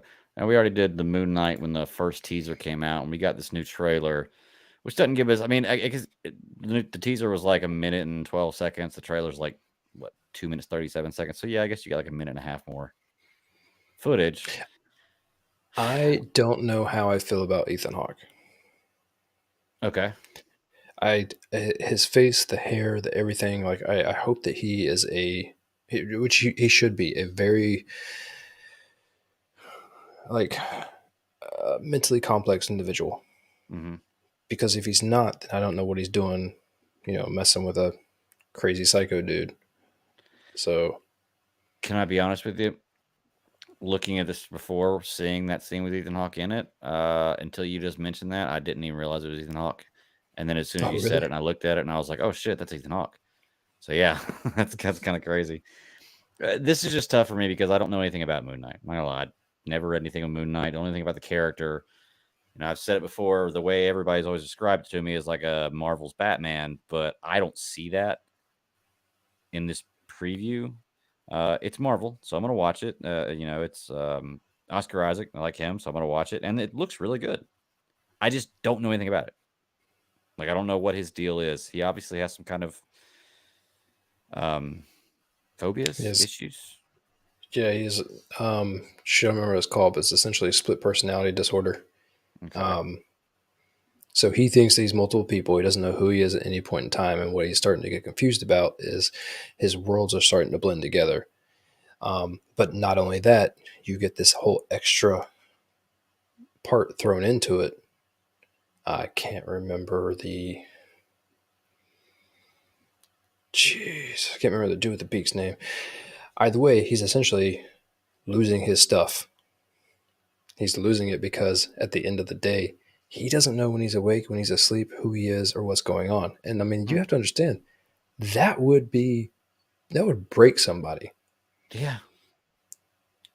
Yeah, I'd say But so. then you throw in this superhero aspect of it, and it just becomes even more interesting. I think that the suit is growing on me. I was worried about it. I think that the tuxedo suit or the business suit looks really good. Actually, don't know if we just saw it in that clip or not, but I mean, everything that I've seen, the actors, the voice actors, everything that is a part of this project or attached to it seems really really cool and really fun. So I am interested to see. I'm not expecting a whole lot, but I think that's the best way to go into it because I think I'll be like absolutely amazed. I have been with just about everything else they put out. I really love the Marvel TV series.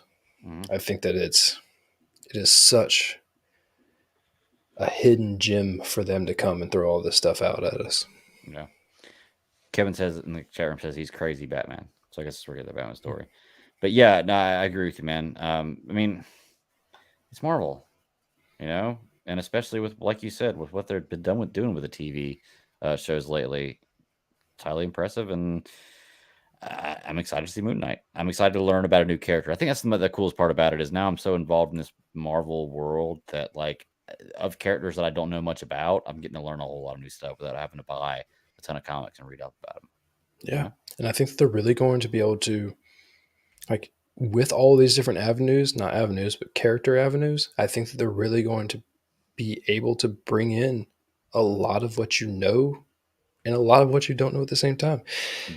It's, constantly rumored, like, when is Daredevil going to get his re-entry back in? Could it be through something like Moon Knight to where he pops in again out of nowhere? I mean, look, the conspiracy theories will run rampant, but at the end of the day, you don't know, and they could do just about anything with it.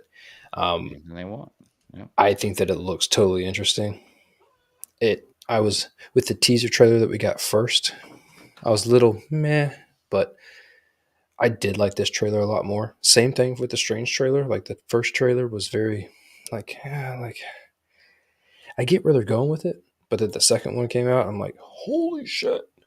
So, yeah, I'm 2 for 2 so far with their stuff. Yeah, I hear. I mean, it's good that they didn't reveal too much in the. I guess you never want to see too much in a trailer, but they've definitely got me interested in both of these properties we've seen so far. I just thought about it. Let's do Lord of the Rings, and then let's do the Boys trailer you sent me earlier. I'm gonna pull that one up, and then we'll move on to. We'll save everything else. We'll move on to the Reacher show. But here, hang on a second. I got share screen. So this is going to be the Lord of the Rings. I got to be honest with you, man. Rings of Power. I absolutely love the Lord of the Rings movies. Love them, man. I could watch those things forever, too. Never personally read the books. Tony Dunn on C3 is reading the books, and he's talking about how much he loves them. I'm sure the books are great. But I love this universe, love this world. When they made the Hobbit movies after the Lord of the Rings, they just never really set right with me. I didn't get the same feeling out of them I did with Lord of the Rings, and it kind of ruined it for me. And I was like, I hope they never do anything else again with Lord of the Rings. This looks awesome, though. I'm not gonna lie. I didn't want anything else to mess with my Lord of the Rings, so I like it where it is. But this looks freaking awesome, and I love the concept of the story. This is the 7 rings, right? That they talk about at the beginning of Lord of the Rings. No, it's more than 7. Oh, I thought it was the Rings of Power.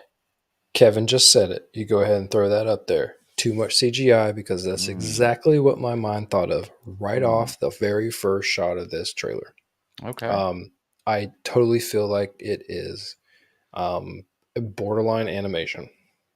I don't know how they could let this happen, and I don't want to seem super critical, but I am. You can't have too much, because if you cross that line to where people start looking like Gumby, you can't sell it as, a live action series. Like, at some point, it's You know, say what you will about like Star Wars prequels, and it's all green screen, blue screen. Um, that's what pissed a lot of people off. And now we're going to go into this, which is going to tell of all of the rings of power. It's going to be crazy. Like you can't do that. You can't have so much CGI that's going to consume you because you're going to get stuck in it. I am detail oriented, and when it comes to watching a show like this, I will get lost in it right off the bat. And I'll be like, "Oh no, I can't do it. Hmm. I'll stop." Okay. Okay. Well, I didn't really notice, I guess, that much all the CGI, but I'll have to go back and rewatch it again. But I still, like I said, I had the fear because I thought that the Hobbit movies previews looked really good, and I just wasn't happy with what I got with that. I mean, they weren't horrible movies, but I just didn't hit me like Lord of the Rings did, and I guess based on what you're saying with this, there's a good chance this one might not either too. So, but you never know. Maybe we'll see it and end up loving it story wise and everything else. But yeah, I guess if there's too much CGI, I could definitely pull you out of it. I guess I just didn't notice in Yeah. the trailer. Right off the bat, when she's like jamming the knife into the cliff, I'm assuming she, um, that right there is the one that got me. Like right off the bat, the rest of the trailer, I was like, "Oh Lord!" Just it was unfolding, but I was still stuck in that very first scene. And once again, I hate to be the asshole, but at the same time, I gotta say what I feel. No, I feel you. And like I said, you could be totally right. I mean, I know they've taken some liberties, um, bringing in because I think that the hobbits didn't exist, and they're was it Harfoot is what they're calling it or something, whatever species that they're actually using to be like the uh, ancestors of the hobbits. I don't know. They're doing some crazy stuff with it. I'm not I'm not excited about it. I'm not even sure if I'll get around to watching it when it comes out. So, well, it's a television show, right? So at least get to watch the first couple episodes and see if it's something that we're even into. yeah. At least not, don't have to commit the time to the movie. The first three was very practical effects. The Hobbits, too much CGI. Maybe that was what I disliked about it, but I don't even realize it. That's what Kevin was saying in the chat. Maybe that is because I'm a big practical effects guy. Mm-hmm. I would rather see it. I just, like I said, don't understand why you can have a Rancor, it looks good, but you can't make a Jabba the Hutt looks good. Blows my mind. Just give me a puppet. Please give me a puppet. I haven't seen a good looking Jabba the Hutt since Return of the Jedi. Like, It's a good thing you live in the Piedmont where you got plenty of hills to die on. hey, I will die on that hill, proudly behind my flag, sir. All right, well let's do this last trailer right here. You showed me this earlier. I didn't even know anything about this. This is the Boys Diabolical trailer, animated. Well, let me get it playing, and you can kind of walk me through because I've only seen it the once since you sent it to me. What do you know about this? Like, is this a boys universe? Yes. So Okay. they came out and said that they were going to tell different stories, different like sub stories of the boys. Okay. This appears to be the first one. I did not know that it was this close to being ready to come out, but apparently the show is dropping on the 4th, right when Batman officially comes out. It seems to be the story behind the chemical that they use to actually create the superheroes in the boys Okay. universe. Okay. It looks funny. It looks gory. It's the animation is so crazy because it seems like they're blending a few different styles. It's kind of Phineas and Ferbish in some moments. Ren and Stimpy in some Yeah, moments. no, you get a bunch. It's actually it's very dimensional. There's a scene with like with that baby, like the little girl looks like she's from like a traditional like old my I say old, but it would be to any kid these days, old cartoon. Mhm. It's amazing how much they're putting into this. Oh, and the voice cast on this thing is That's what I was pretty trying to deep strap it too. on. Yeah, I was Oh, it's trying to strap it tough. on that. Yeah. Dang it, this stupid StreamYard. Let's hide that. There we go. Let's see where the voice cast. There was a listing for the voice cast. Let's see. It is essentially just I guess, kind of like a precursor to Homelander's story. Okay. Seth Rogen, Evan Goldberg, Simon Procopia. I don't want to say that. Justin Roiland, Andy Sandberg, Aisha Taylor. Yeah, it's gonna be. The thing is, I'm wondering if they have different animators for each episode. Is why you see the different styles of animation, because some of it looks just like Invincible. Yeah, Don well, Cheadle, if Michael you wait, it Cera. is from the creators of Invincible also. Right. Yeah. Yeah. I saw that. Simon Pegg. Well, I don't know about creators, but definitely someone associated with the Invincible project. Yeah, it's gonna be super interesting. Like I said, I knew nothing about this right here. I guess whenever I thought they were talking about they were gonna dive into other characters or other stories from the boys, they were gonna do live action. I didn't realize they were gonna be doing I an think they animated. also are. Oh, okay. Okay. No, I'm they fine have with it being a. animated though. And animated gives you so many more options of things you can do. Well, yeah. Well, so I mean, look at it this way. It's kind of like what the Marvel TV shows were doing. They Mhm. gave you a bunch of different shows. They gave you What If. This is kind of like their animated version. I know that they are supposed to tell at least one more live action, if not multiple, boys spin-off shows. And so this is just a trailer that I pulled up, saw the boys, Diabolical, drops March 4th. Yeah, I'm excited for it, man. Like I said, I knew nothing about it until you showed me, and as soon as I saw you send me the video earlier, because I thought you were going to send me a listing of like a compilation of all the Super Bowl commercials, like so that way I could just in one spot look at them all, and I was like, oh, he probably found something like that. Well, I could And I have looked done at it. that. You didn't ask. Well, no, I found one. Like I'm just saying, like I figured that's what that was because that's what we were talking about at the moment was the Super Bowl commercials, and then I clicked on it and saw it, and I was like, oh, okay, the boys, anything with the boys on it, I'll give it a chance because that's a fucking amazing show. All right. Well, there were a few more. We could talk about some other favorite Super Bowl commercials and all kinds of stuff. What is that next week, Sarah? See if she has any more trailers and things. Because I know she's hopefully by then, and I think she will have watched The Reacher and Peacemaker because I think we've been hounding her pretty good about it. I know she's at least going to watch Peacemaker, especially if Cody just told her to. So, Well, I will give you a real quick run of some news because I can spit all this out real fast. Netflix is doing Stranger Things. We did find out that they're renewed it for, not that you've seen it, but renewed it for the 5th episode or 5th season. That would be the final season. Well, I already mentioned that Peacemaker got renewed. Mm-hmm. Halo already got renewed for a 2nd season. Wow. Has not even dropped yet. Big balls. Wow. Yep. Let's see. Star Trek is getting another movie from Matt Shackman, who directed WandaVision.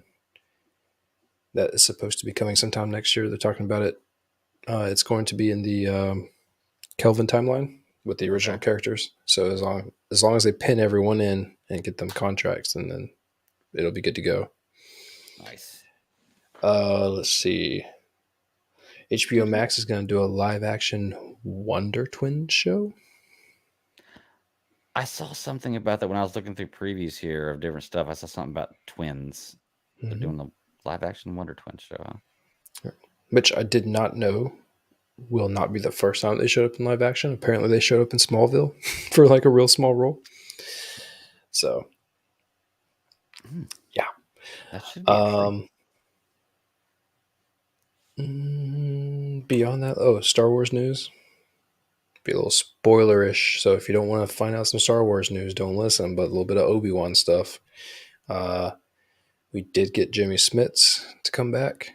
He is going to play Bail Organa again. Nice. Or Organa. John Williams did do the theme for Obi-Wan.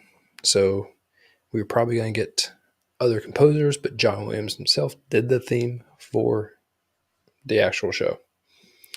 And the newest news is that apparently Princess Leia is also going to be in it. Really? Mm-hmm. Different actress or de-aging? Well, she's supposed to be like 10, I would assume. So you definitely have to do it. Okay, I didn't think about timeline. Yeah, of course you have to have a different actor. You're not going to have 10-year-old Carrie Fisher. Yeah. From what I have read, so go ahead and lock this in your brain, is that this show I may have this confused, but no, that should be right. She should be 10. The show should be 10 years before A New Hope. Okay. So when you're thinking about it, 10 years before A New Hope. I think with Star Wars, I think about the timeline before I go into it. Then I start watching the movie, and then I just don't care about the timeline anymore, and just start watching because it's usually pretty good. You know. Well, we only get to a point where we have to talk about it because after so many conversations, we start having, we start going down a slippery slope of like, Yep. hold on. Yeah, that definitely happens, especially with me. Time travel. I have my quarrels with time travel and timelines. Anything to do with time. Although I'm a very punctual person, never late. Even though I think I started the show like 3 minutes late today, but that's not it. Anyway, so all right, well, cool, well, good stuff, man. I think I only saw one thing on the Obi-Wan, the poster we saw, and it was the stupid article, and I followed it, and it was like, look at the Easter egg in the Obi-Wan poster, and it was just because he had Anakin's lightsaber in his hand, and I was like, that's not an Easter egg. Like we knew he had that the whole time. I'm willing to bet I know what site that came from. Did it start with an F? No, I don't think so. No, it wasn't that one. I think I finally got rid of that one from coming on my feed. But, oh, dude. Why fans are gonna hate Obi-Wan? Look, 10 reasons why Obi-Wan will be your favorite show of this year. Maul definitely is showing up. Yeah, I think that's a good Obi-Wan opponent for him. Look, here's the thing about Maul. I can't say definite. I can't say definite. Look, do I want it? Yeah, because I want to see Darth Maul again live action. Mm-hmm. But at the same time, like the whole thing in Rebels, I mean, like timeline, they could make something work, but I don't want them to force it. I don't want them to retcon what they've already done. So, question: getting through the Bane trilogy today, and they're pounding on the rule of two. Bane, reinstilled the rule of two, reinvented the Sith. In what's the first episode 1? Phantom Menace. Is Darth Maul Darth Sidious's apprentice? Yeah. He gets killed, and then in the time between 1 and 2, he takes Dooku on as his apprentice. Okay, so then Darth Maul's not dead anymore, right? So now he's just a Force user. He's not a Sith, correct? Essentially, I mean, so you see him battle with it throughout. Well, you watch Clone Wars. So, I mean, you have that knowledge of like everything that he kind of did in Clone Wars. Yeah. Whereas he wanted to go back as much as he hated Sidious for just like dropping him. Mm-hmm. He wanted to go back. He did want to be a Sith. He actually wanted to be, the master instead. Because, that's the whole point, is that essentially like the power will corrupt you. It will make you want to be the leader. So I don't know what you're really driving at particularly. I was just asking, only because like there were questions I had about this Rule of Two thing. Like they kind of play fast and loose with this Rule of Two, yes. Like for how much they pound on it. Because even at the end of this episode, this book, there's Zana, and she takes on her new apprentice, and then there's the Dark Jedi, Azet, I think is his name, and he's got the holocron, and he's going on to learn about Sith. I'm like, well, that right there just defeats the whole purpose of the Rule of Two. And then we don't get another book for 1,000 years until you get to Plagueis. And it's like, well, what the fuck, man? How do you end the Rule of Two still going on then? So I just want to know what happened with that.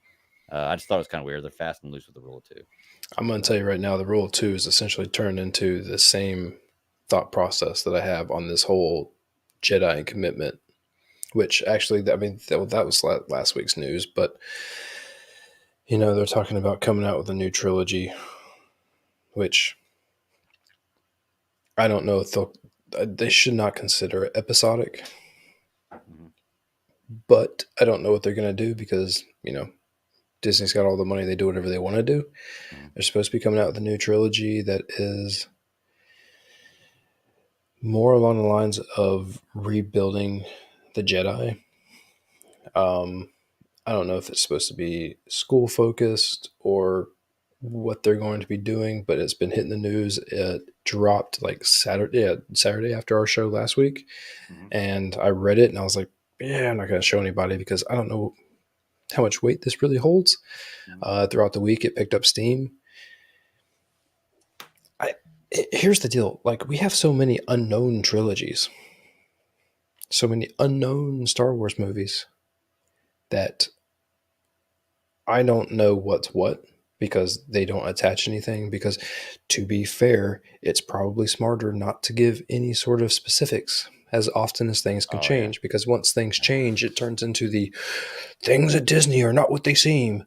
Mhm. Um, and then Lucasfilm already has like a little bit of a bad rap with the sequel trilogy. So Yeah. I don't know. I don't know, man. There's a bunch of good trilogies I'd love to see out there.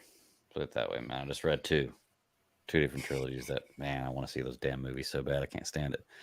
It is so funny though, man, because I'm loving audiobooks. As I'm sitting here just thinking about listening to it now, I never thought that I'd be able to listen to an audiobook and see the movie in my head, but I can. It's crazy. I can't do it as well reading. That's why I read books with pictures in them because it does it for me. But listening to a book, man, I can just see the. If I close my eyes and lay down on my bed and just listen to an audiobook, it's like I'm laying down watching a movie. It's insane. Absolutely If I love it. close my eyes and lay down in bed, I'm going to fall asleep. Well, now as I'm getting older, yeah, that tends to happen a lot more. So I fall asleep in chapter like 2 and wake up and it's already the book's already finished and I have to go back and listen to it. But You read this book or listened to this book 38 times? straight through, Yeah, baby. something like that. 16 hours straight through is what I did. So all right, well, let's any more news? You got No. snippets or anything you want to talk about? Okay. I've Well, been let's talk about. watching Raised by Wolves. Is that any I good? really didn't like the first season. The first season, I may have just been in the wrong like headspace. I'm Hmm. digging the second season. Okay. Um, I don't know. Odd show. A lot of people love it. The first season was loved by tons of people. Uh, I don't know what to tell you. I mean, like, I'd give it a shot for sure. It's not really kid friendly. We're kind of at that point right now where I just got to give everything a shot. I mean, I think that's kind of the mantra we've been running off of here on the show for the last little bit because we've been surprised by a lot of things, you know? Oh, Reacher. oh, yes. That was one thing that surprised me. And I'll tell you why it surprised me. Let's go ahead and talk about that. Last thing of the night's Reacher. Season 1. I finally finished season 1, which I say that like it's really long. It wasn't. I just spaced in between and watching. But holy fuck. What a good show. Prime's Yeah. putting some really, really good stuff out there, man. The writing on this show is fantastic. Ross, you were telling me wait till I get to the end and see how things start to wrap up. And man, they do. They bring it all back full circle, man. They bring everything in this show back together. Every little detail, every little minute thing has a meaning. Everything has a purpose, and I absolutely loved it. Can't remember the guy's name. Who's the actor? Aaron Richardson or something Alan like that. Richardson. Yeah, okay. Does a great job. He I don't know anything prior to Jack Reacher before this. Never watched the movies. I'm not a big Tom Cruise fan. But now on, when I see it, this is what I see in Jack Reacher. Like, I love the way this character is portrayed in this. Witty, very smart, very confident. You never see him get riled up in this whole series. Not one time do you see him get worried. And the fighting in this series is fucking amazing. Like, there's some unrealistic stuff. Like, I get this guy's huge. He's probably 6'7", 275. He's huge. Okay. I still don't think you could break somebody's neck with your boot by stomping on it. Maybe you could. Maybe if you're that big, you could. I don't know. I don't know. I don't know if you could break somebody's leg by kicking it, but maybe you could.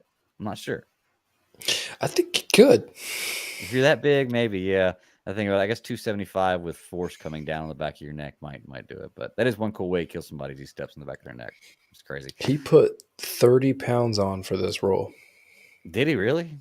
Yeah. Wow. I mean, you can definitely tell he's been in the He gym. was already big. Yeah, But he I put think the 30 only pounds person on. I can think of that's bigger than him that I can think of actor wise is The Rock, and Oh, I think The Rock may just be is not that much bigger than him, to be honest with you. Like, he's fucking huge. Well, The Rock definitely has the mass. This guy not only has mass, but he is cut. And I mean, look, don't get me wrong, The Rock is cut for his mass. But man, I mean, This guy's like 0% body fat cut whew, type thing. yeah, In the negatives. And he just does a great job with the role. As we're going through the season, you start to learn more things about more characters, and this show throws you for a lot of loops. Like I think I have this figured out, and I think I know where it's going, and it goes a different direction. And there were a couple of times where they actually make you think they're doing that, and they kind of fake you out. Like, we'll go full spoilers for it. For example, I think it was like the 7th or 8th episode, just towards the end, when what is little boy's name? The head detective that's with him the whole time, with the glasses, Finley. Finley, when he suspects him of being a bad guy. And I was looking at it and I was like, wait a second. I was like, that's a crazy twist they're going to be doing here. He's been this whole time, but the story he's laying out, you're right. I could see him. Maybe that is the twist. Then I thought about it a little more. I was like, wait a second. What if he's just throwing the guy he's talking to for a loop, which is what ended up happening. And I was like, the show sends you in a bunch of different directions. It keeps you on your toes and guessing what's going to happen next. And then the explanation at the end, where he's explaining how everything worked out, you're like, oh, they did lay that out. I could have figured all that out. If I'd have just been smarter and paid a little more attention, I could have figured all that out. Damn it. Because I knew it had something to do with feed, because he talks about the feed the whole damn time. That's a lot of feed. But yeah, I love that. I just, It's a good just like, callback. yeah, I just really, really like the show. Sorry, I'm kind of rambling about it now. What do you think, man? I know you saved your thoughts last week for it. I can completely get behind the Reacher character because he's extremely methodical, and I'm right there with him. Like, I am the quiet person who fills the room out until I understand what's going on. Um, he didn't talk for how long? This show opened and you saw exactly what was going on. The scene. Oh, I remember. She hands him a gun. He takes the gun. They walk outside. He shoots it and scares the shit out of her. Don't trust a gun that you haven't fired yourself. Yes, all of these things, I'm right on board. Like everything that he says in this whole entire show, I'm like, I would have done that. I could have said that. I think this way. And that's what really gets me into the Jack Reacher character. Is because I knew enough about the books. Mainly just because I had an interest in the character, but it came at a time to where I'm like, I can't read like a series of books right now. Mm-hmm. That and there's other stuff that I wanted to read. And then the movies came out and I'm like, oh yeah, it would be awesome. And they're like, Tom Cruise is going to play. And I'm like, I'm not interested because Tom Cruise is not Jack Reacher. Jack Reacher is a big dude. Like the whole point of him being in the position that he's in is that he's intimidating. But he's not only intimidating, but he's not a genius, but he's smart. Like he's street smart. Like he gets it. He's very investigative to a point to where it's detrimental to his social life. And that's what you truly understand with all of this, is that he is sacrificing his social life because of his past, and it has caused him to go into a direction that he is comfortable with. And I get it, and I love it, and this portrayal was perfect. There were a couple things that I didn't see coming because I thought that they really were trying to give you so many different misdirections. Mm-hmm. They did a good job of really tying the whole thing together.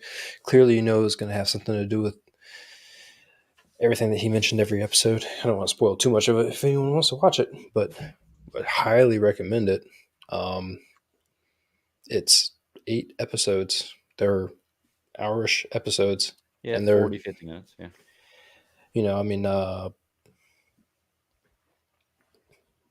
Watching this show and Peacemaker together, they were 2 really good shows. So you said they were your 2 favorite shows that you were watching. I mean, mm-hmm. I can't say anything different. I mean, Boba Fett was on. I was really enjoying that. That's 3 really good shows all at one time. I it, did, they got a second season. I'm pretty sure I said that last week. Yeah, I did because Peacemaker did not. So Reacher's got a second season. I'm interested to see what they're going to do. It should be a whole new cast of characters because the man with his nomad lifestyle is probably going to go and, find himself another cesspool mud hole to fall into. So I actually kind of like that. It's going to be almost kind of James Bondish. Same guy, different settings, different stories, and I like this actor in the role, but maybe if they continue to do seasons of this, they could have another actor play the role. But I don't really see a need to. This guy can be in this role for quite a while, and I'll be pretty happy with that. What do you think about Roscoe, the love interest slash? Well, I don't want to say she wasn't just a love interest. She was one of the lead characters. Badass woman. She's the kind of woman you marry, right there. Tough as nails. This is Hulu. Which is, or no, it's not Hulu. I'm sorry, it's Amazon Prime, which means that it's doesn't have the same rules as cable television does. So it's got a few scenes in it that are a little adult, but I don't think it's something that.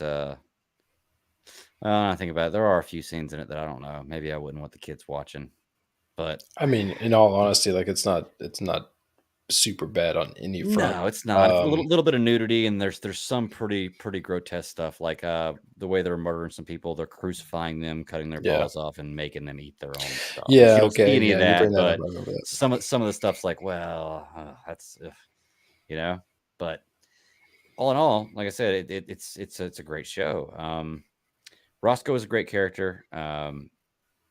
It was weird. They had kind of a love interest, like episode 3. Then there's like not really any love interest the whole rest of the time, except for like maybe once or twice there's a hint that, hey, I care about you. And it was good writing. It was a very good story because at some point you have to, when you're telling a story that is going day by day, essentially, you can't focus on one thing too hard or else it becomes, the focal point. So I think they did a really good job of getting her.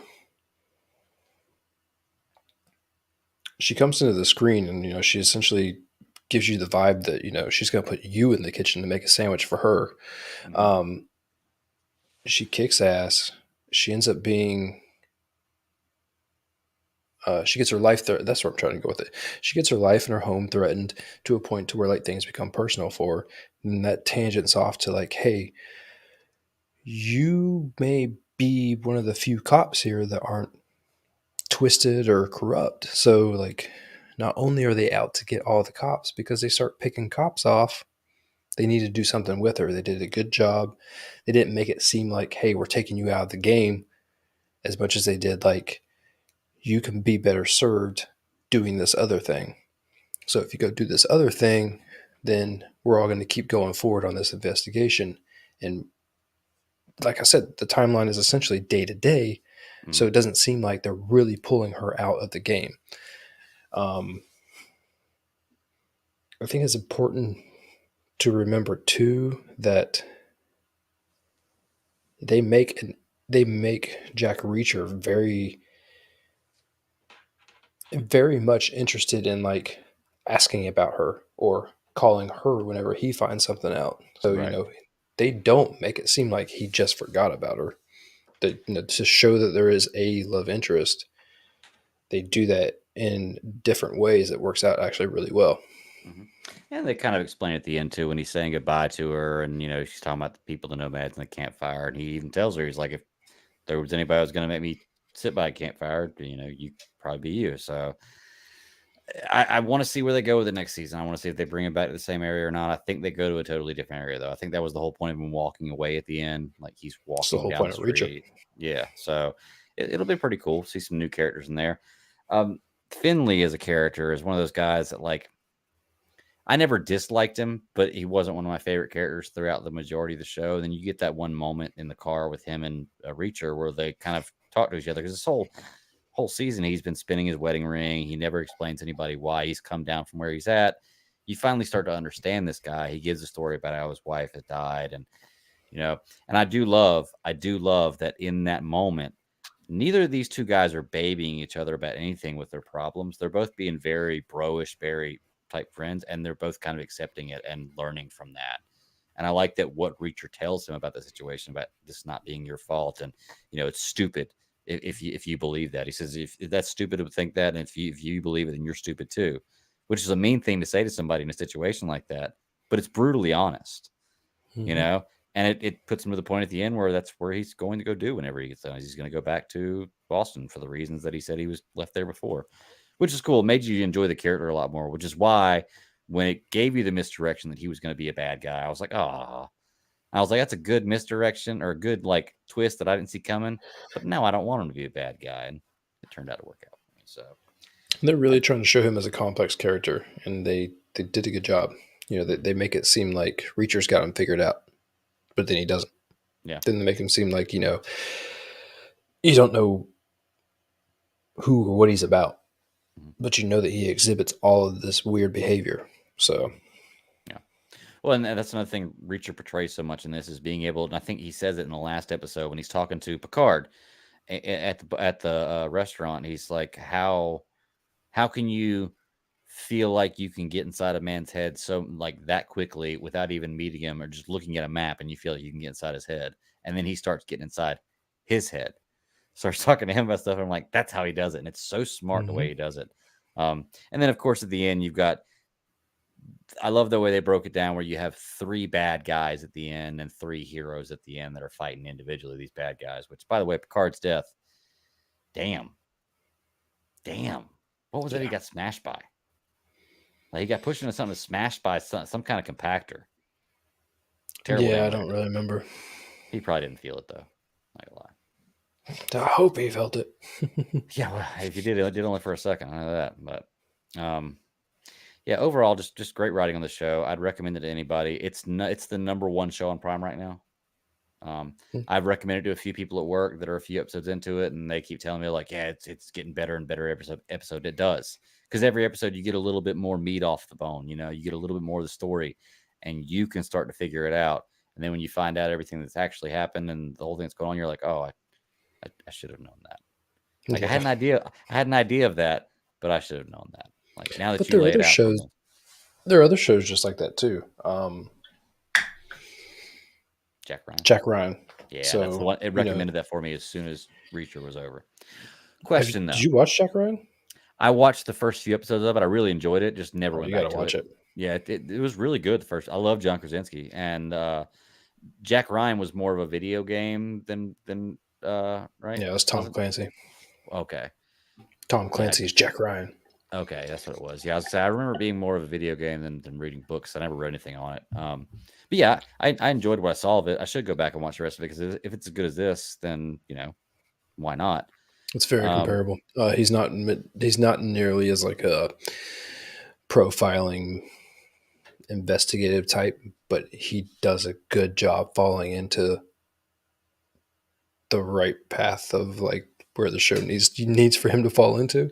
Well, doesn't So the no, first it's episode actually start out? really He's good. not even he's not even in the military or special ops guy. He's like he goes to what I can't remember the first episode. I remember some of it about it where he goes to this country and he's kind of forced into the situation he's in, and he's just good at what he does. Or am I wrong? Jack Ryan? Yeah, am I wrong about that? Jack Ryan is an analyst. Okay, that's what it was then. Yeah, so he was okay. I'm remembering He's correctly, just not everything about it. Former military. Former but he's military, an he's an analyst. Okay, gotcha. That makes more sense. Yeah, I'm enjoying that show. Dang, there was one more thing I wanted to say. Oh yeah, I wanted to ask you. So there's flashbacks to him and his brother when they were younger, and you get the story of why they left the base, and kind of gives you an idea of where they're at. And there's the great scene at the end with the mother, with him and his brother, because you haven't seen his actual adult brother the whole show. You've never seen what he looks like. Get to see a scene with them at the end where they're going to their mother as they're dying and saying it's kind of a good writing going back to the same thing she told them when they were younger, type deal. And I love the Reacher don't cry. And then when he gets in the car, he's like, okay, now you can cry. And you see the scene where he starts to cry. But I want to know, their last name is Reacher, correct? His first name's Jack. His brother's name's Joe. Why I do they know, call I his know. brother Joe, but they call him Reacher? Like his name's Jack. I Like, know. I'm not sure. I can get why other people call him Reacher. Like if you, especially in the military, people call me Schlager all the time, you know. But your mother, why would your mother call you by your last name? Yeah, I don't no, know. it felt weird. It was weird. I have no good reason for that, and I'm willing to bet that if I read the books, I would probably know, but I don't. Possibly, very possibly. All right, well, I can't recommend it enough. Check out Reacher. Check out Peacemaker. which, by the way, if you're this far in the show and you haven't yet, sorry if we ruined it for you, but you can go watch it and still have a good time with it. But I highly doubt if you're this far into the show you haven't seen it yet. So, well, dude, that's it. That's all we got for this week. I know. Let's see, what do we got coming up soon? We got the Batman coming up pretty soon. We I'll have give you Space Force drop today, which I actually got to check out. Uncharted's in theaters. Nice. Vikings is the 25th. Picard drops on the 3rd. You get Is that second season? Yes. Okay, so I have enough time to go back, or not enough time, probably before it comes out, but I only have to go back and watch one season if I want to catch. Oh up. yeah. Okay. And it's good. Like you don't need to know a whole lot about Next Generation. It clearly helps because all the people that they bring into it are callbacks from Next Generation. So then you get Batman, and that the Boys Diabolical show drops on the same day. Nice. Halo, and then Moon Knight. That wraps up March. And then on the 1st, you get Morbius. March. You just named off like 7 different shows. That wraps up March. Between now and March. Yeah, so we're gonna have still not that. I mean, we're almost done with February anyway. So, and Discovery's still on. You're not watching. I mean, you haven't caught up, but I mean, hell, I can't even barely talk with Sarah about it. I need someone to talk to my Star Trek about. Yeah, we get some Star Trek people in here. I'll try to find you a Star Trek buddy to go on here and talk about it. I can't believe Sarah's not caught up on it either, but she may be. Who knows? Life. Yeah, it's true. Well, we got all that stuff coming up, and then over the next few weeks, we got 2 comic book creators coming on. We're going to be covering a new comic, or a comic called "There's an Alien in My Toilet," and there's going to be Crit number 5. Are the 2 comics we'll be covering over the next few weeks. We'll have the creators on. We'll go over same way we've done it all before. So, but we got a few of them coming up the next down the chute. So we got a busy next few months. You're right, man. We're never going to run out of content, and if we do, we'll go back to old shit. Which we do need to do that. We need to set that aside one time and do a retro on an old movie or an old show, because this show used to always be about that, like that, and then new stuff, like covering all, and then we just gotten out of covering old stuff now, like going back and covering old stuff we enjoy. We need to sit down, maybe put it to a fan vote, maybe just a host vote between everybody who comes on here and figure out some kind of series or something to cover. I know if it's Chris Balgo, we got to get him to come on and cover Harry Potter with us, because I know he loves those books. I'm gonna see if he's listening by his response to that. So, but we got a lot of stuff, man. Be fun. Well, Ross, let's get out of here, dude. They can find you in here, correct? Right here. No social media. You can find me sometimes at the BatDaddy52 on Twitter. I'm really not on social media much anymore. There's also at SCS Podcast 1 on Twitter. I do check them every now and then, so that way, Kevin says do a 90s Batman movie. That's a good idea. 90s Batman movies would be fun. Yeah, I'm definitely on. But at the BatDaddy52, at SCS Podcast 1. We're here live every Friday, 9 p.m. unless something else comes up and we have to push the show. But usually we'll try to push it to Saturday or redo that show another day. Audio drops on Monday or Tuesday morning, depending on how busy I am, on any podcatcher of your choice. Give us a like, give us a share, give us a review, tell a friend, all that good stuff. And till next week, keep pounding. How about now, Ross? Do you want to taste it now? Do I really, really want to taste it? Do you really, really want to taste it? That's right. Oh, man.